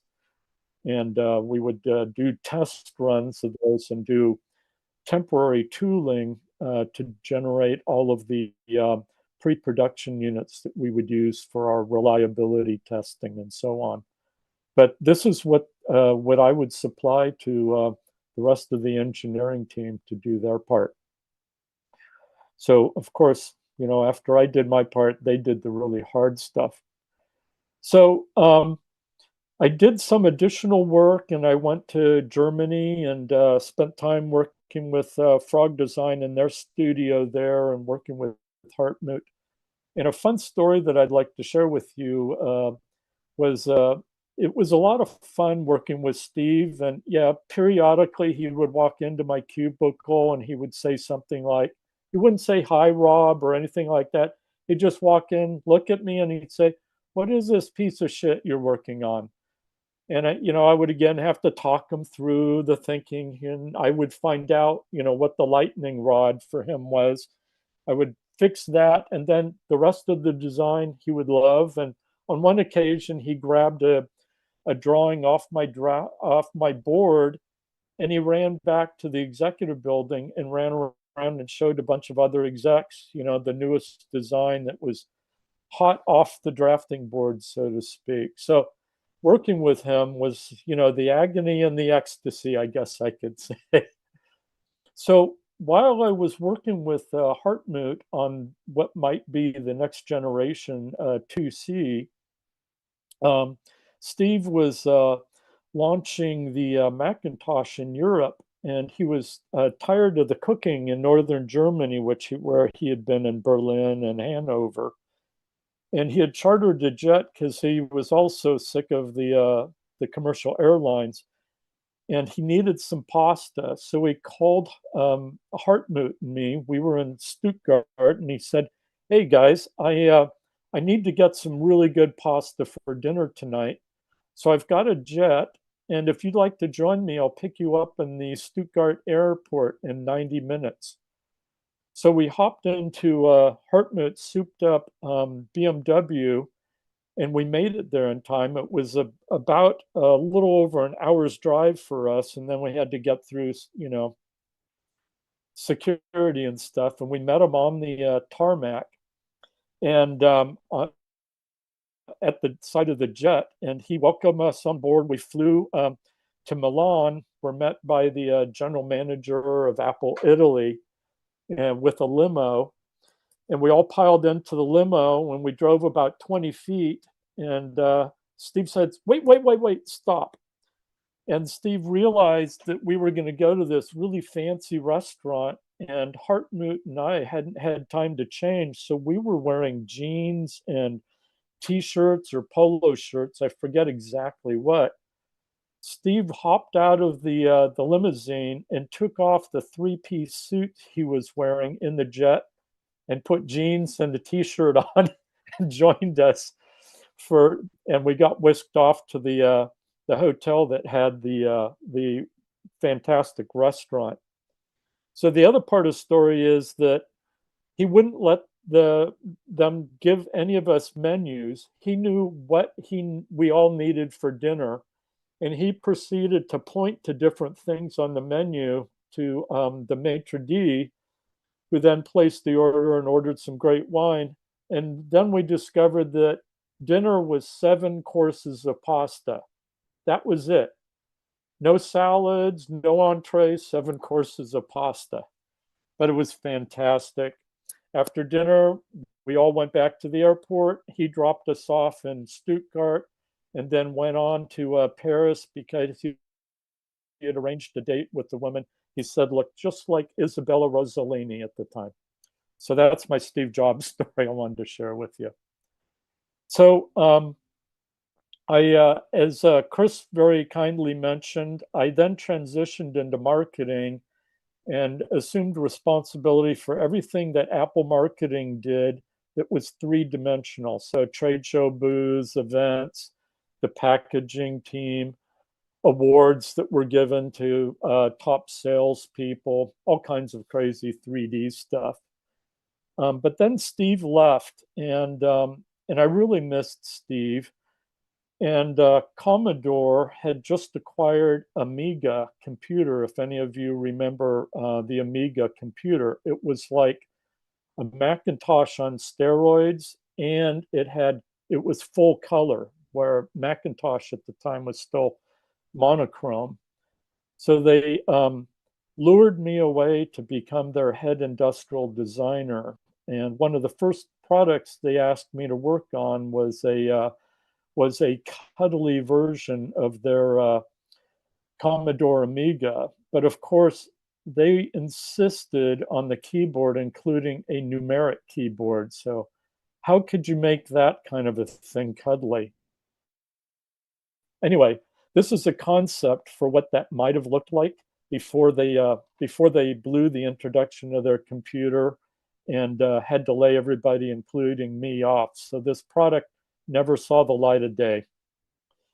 So that was the end of my Apple IIc presentation. I thought I would open it up to questions. I'm happy to answer any questions anybody has.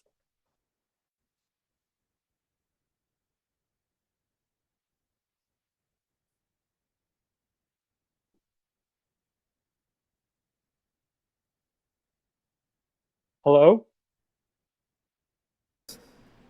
Oh, yeah. Okay, great. All right, well, let me see who has questions. Oh, sure. Okay, let's see, Rob, here's a question from Kent. He says, how did the back and forth with the board/electrical design work with the case design? How did you know what size to aim for? So there was, it was a trial and error process. So initially, well, the original concept for the 2C came from Steve taking the PC board out of an Apple IIe and putting it down on a conference table, and then grabbing a disk drive internally, a flatter one, throwing that on top, throwing a power supply on top, and then grabbing a keyboard and putting it on top. And he said, that's what the next product should be. It should be no bigger than those components. And if you can shrink the size of those, great, do that. But the PC board should be no wider than the keyboard.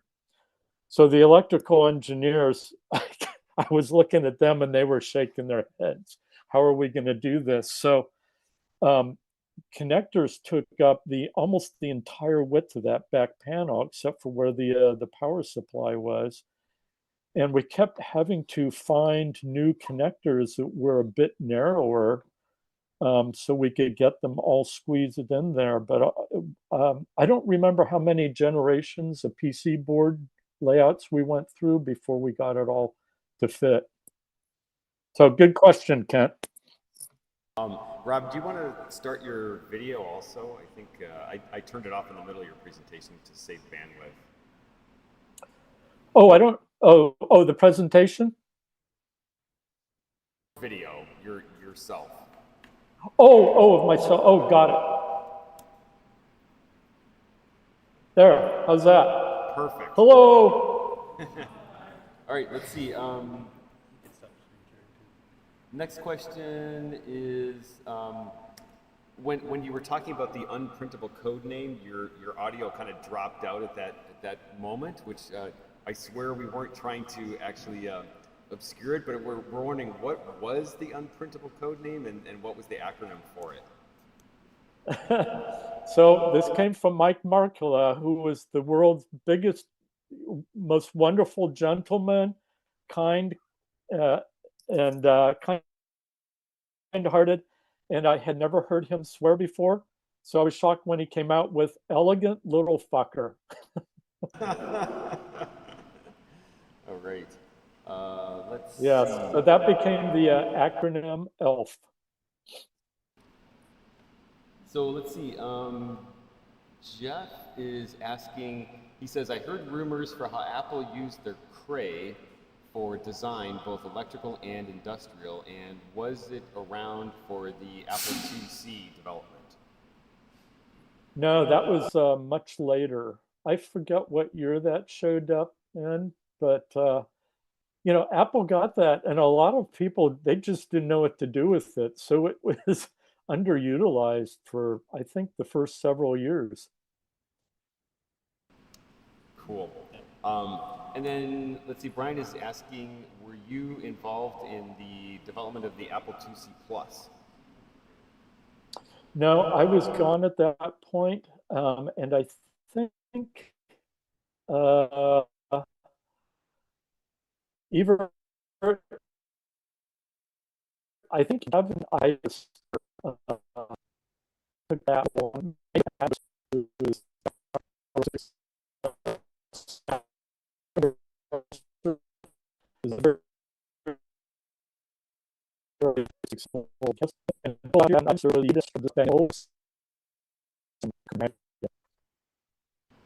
Okay.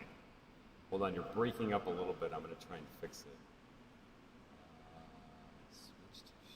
There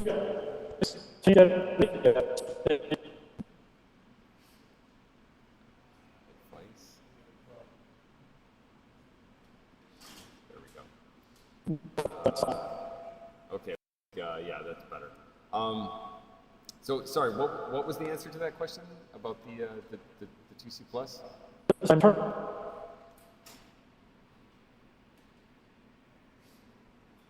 off video.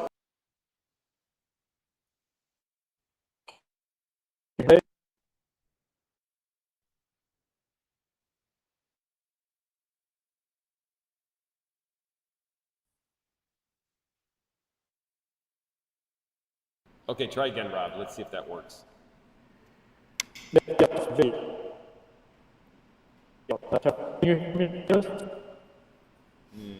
It sounds pretty broken up. Hey, Chris.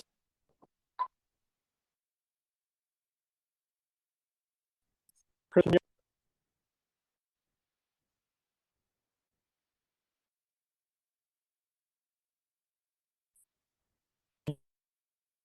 better now?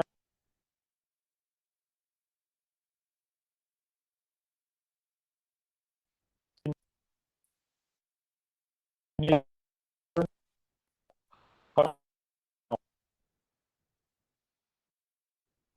About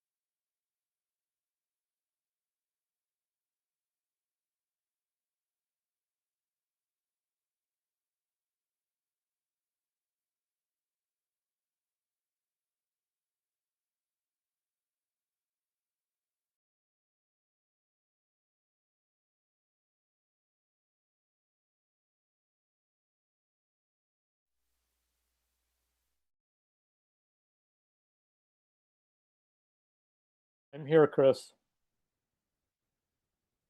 Can you hear me? Okay, good.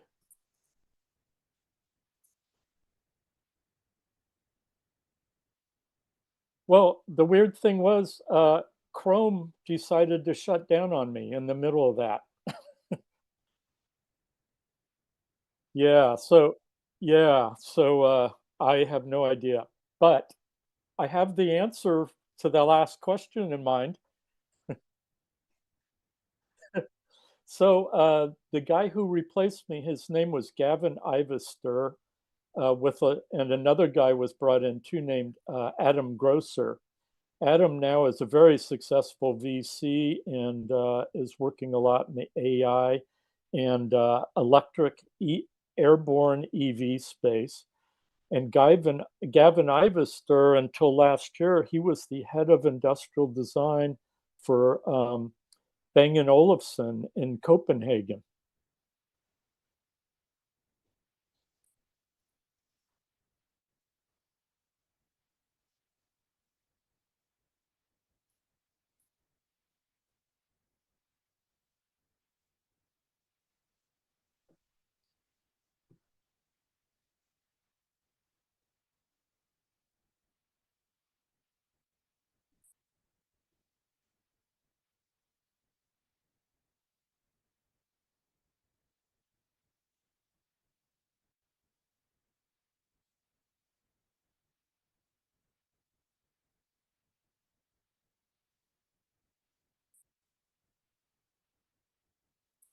Well, well, I can tell you, it depended on which Steve you were talking to.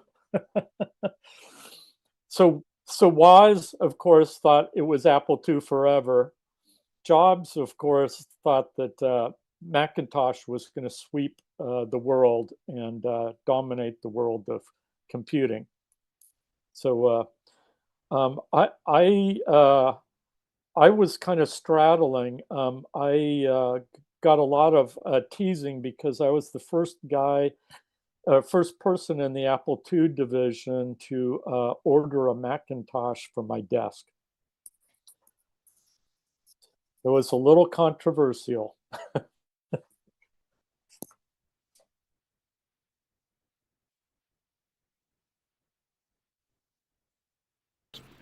Great. Can you hear me? Okay, first I will just say, hi Rob, this is Rich Williams from the 2C Software Group, and I enjoyed your presentation immensely. On answering the question, if you go back to 1984, you have to keep in mind, nobody really knew was the Macintosh going to take off. So we certainly knew at least Apple II was forever as long as we were paying the bills.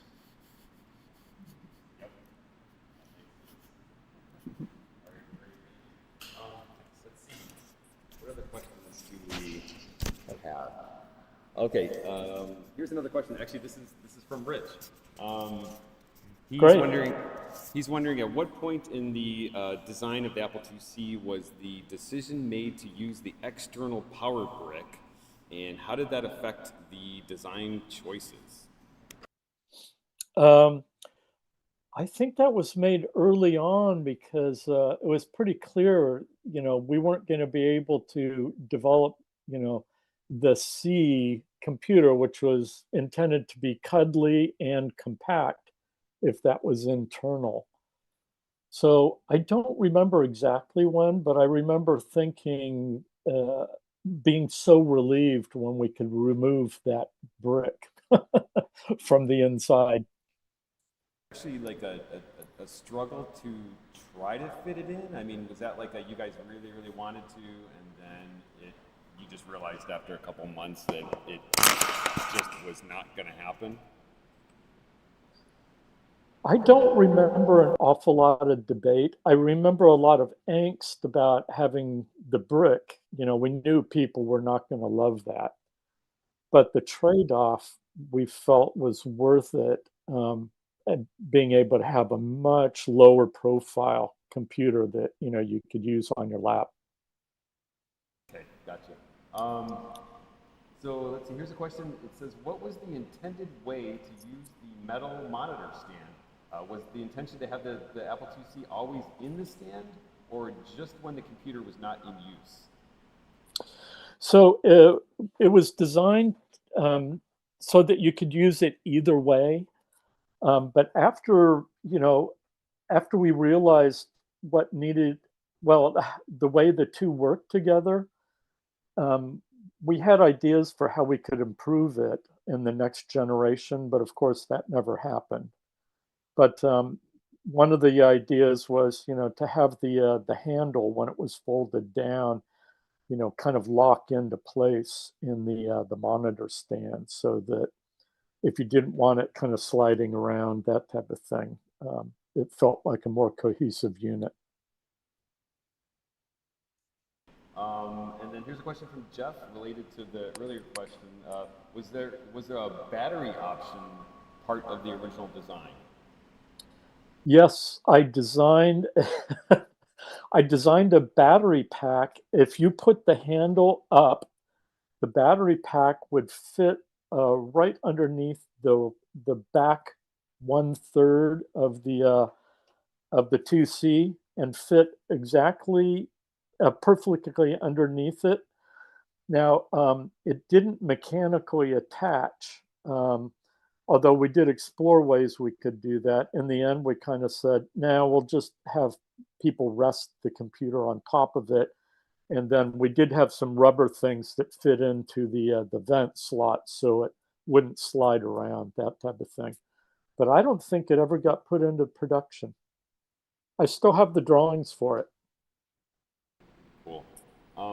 Okay, here's a question from Steve. He's asking, he says the Apple II, IIe, and even the Apple III had the reset key on the right side of the keyboard. What got the reset key to be on the left for the Apple IIc, and was there any large debate over that? I'm sure there was a big debate over it. Because there was over everything that was a little bit different. I honestly don't remember how that came to be. Another question from Brian. He says your Amiga design is very beautiful, and I guess that's more of a comment. And then he's asking if you have a website or any or a book sharing your stories and history. Well, there are a few books. The best book is titled Apple Design, and it came out in 1997 or 98. It was published by a design magazine called Graphis. It's spelled just like graphic, but with an S at the end. And it was beautifully produced, and it has all of the Apple industrial design stuff from 1977 through, I guess, the mid 90s. So, yeah, it goes all the way up to the Newton. I think the Newton might be one of the last products in it. So there's a huge section on frog design and the Apple IIc development and all of that. All right, let's see, questions? Yeah. Here's a question from Ron. I'm not sure what he's actually asking here. He says, the LCD ? Why? Yeah, well, that was debated too, of course. It was because nobody else was really doing something like that, and it was a quest to make the Apple II, be perceived as a forever product and more competitive against Macintosh and other things that were coming out in the market at the time. I think functionally, it wasn't as good an idea as it was conceptually and from a marketing perspective. I guess for what it's worth, those things go for huge bucks on eBay now, so they're definitely collector's items. Oh, is that right? Oh, I still have one. Oh, there you go. If you ever need some extra cash. Okay. Wow.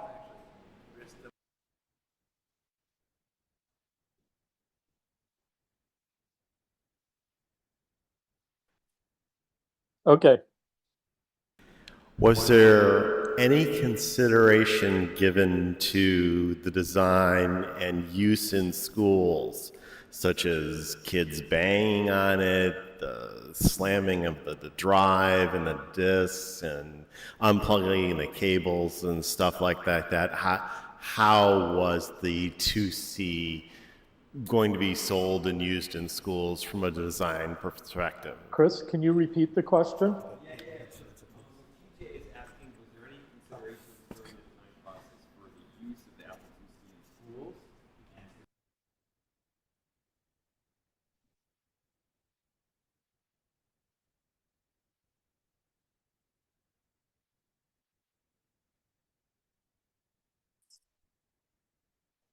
Yeah, there were two reasons it wasn't seriously considered as something that should be marketed to education.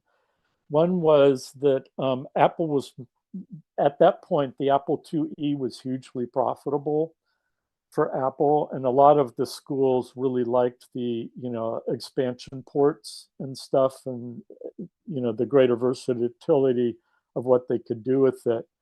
And some of the educators liked the fact that it took up a more substantial footprint, and so they had to worry less about students knocking it off desks and that type of thing. The other reason was that the 2C, when it was launched, was I think $14.95 or so, or maybe it was more. I kind of forget the final price, but it was going to be a lower profit computer, and so Apple was aggressively pricing it to go after market share in the home computer market. We have another audience question. Hello, can you hear me?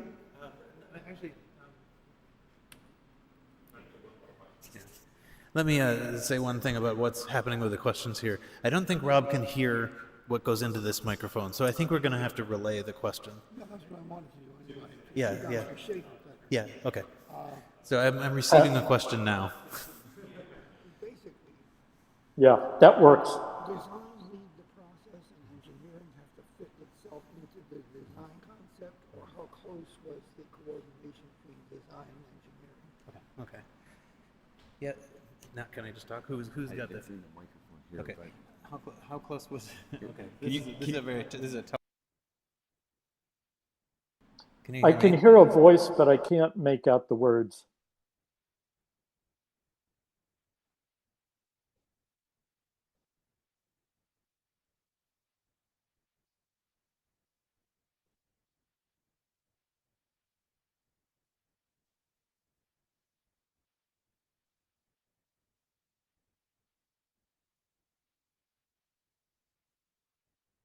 Uh, well, I guess I would describe it as tight. So when you did a, when we did a design that Steve Jobs had blessed, it was pretty much carved in stone unless there was something that was a huge showstopper that nobody could prevent. So there wasn't, once we'd finished on the overall, design of the skin, so to speak, then it was up to engineering and manufacturing to figure out how to make it work and fit. So I tried to work with the electrical engineers, but at a certain point, Steve said, "Okay, I'm freezing it. They have to figure out how to make it work. Rob, you're not to make any more changes."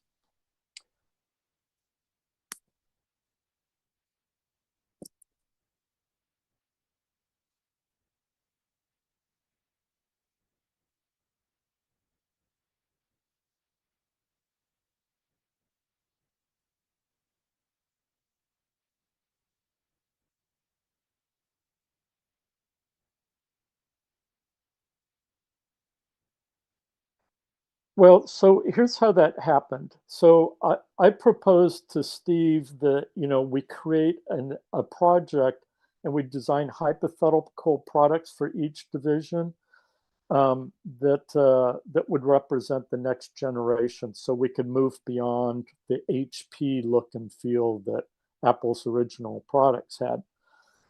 Steve thought that was going to be a political clusterfuck, the way he put it internally. So then I said, so what if we bring in some outside designers, and then they're independent and they don't have any political standing internally. And he liked that idea a lot. And so Jerry Manick was the one, though, who came up with the name Snow White and wrote up the document. He pretty much wrote up the design brief by himself, and then Jerry and I and Terry Oyama, we went to Europe and interviewed these different designers, and Hartmut Esslinger was one of them. And then after we brought Hartmut to Cupertino and introduced them to Steve with the other designers, and they did the bake-off, then Hartmut changed the name of Esslinger Design to Frog Design. So that was the chronology. Certainly.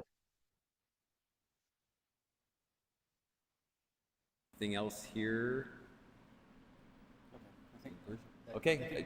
Well, Rob, I think that's it here, and we just all want to thank you again for spending all this time with us and sharing all those very cool documents. And if you if you ever get the chance to come to KansasFest one of these years, we'd love to see you in person. But anyway, thanks again.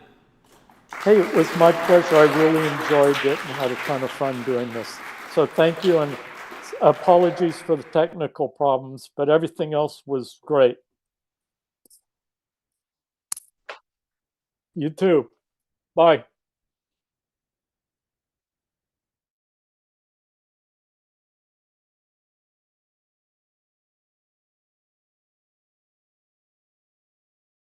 Am I still on or not? You're on now. We have a break now until dinner at about 5:30. I don't want to be too loud because I am loud. Okay, so dinner's around 5:30. It's going to be similar to last night, except it's Qdoba. And so if you signed up and you know what you got, then get it. If you signed up, you don't remember what you got, or you just didn't sign up, then we will. We have the spreadsheet, so we can actually look up what you ordered, just in case you forgot all of your the minutia of what you exactly picked. And then, well, Peter's telling you something else. There is a change of plans with Qdoba. Qdoba made it very difficult to make individual orders, so we got the hot bar. So we have all the ingredients for all the possible orders, and you can assemble it however you want. So there's no need to remember your order. Forget everything it's said. I'm done. Any other questions? Anything else to share? And don't forget Hackfest. It's not too late to enter. Let Mark Lambert know if you're participating so that he can make sure you have time for judging. All right. Otherwise, we'll see you in an hour. Thank you. Thanks.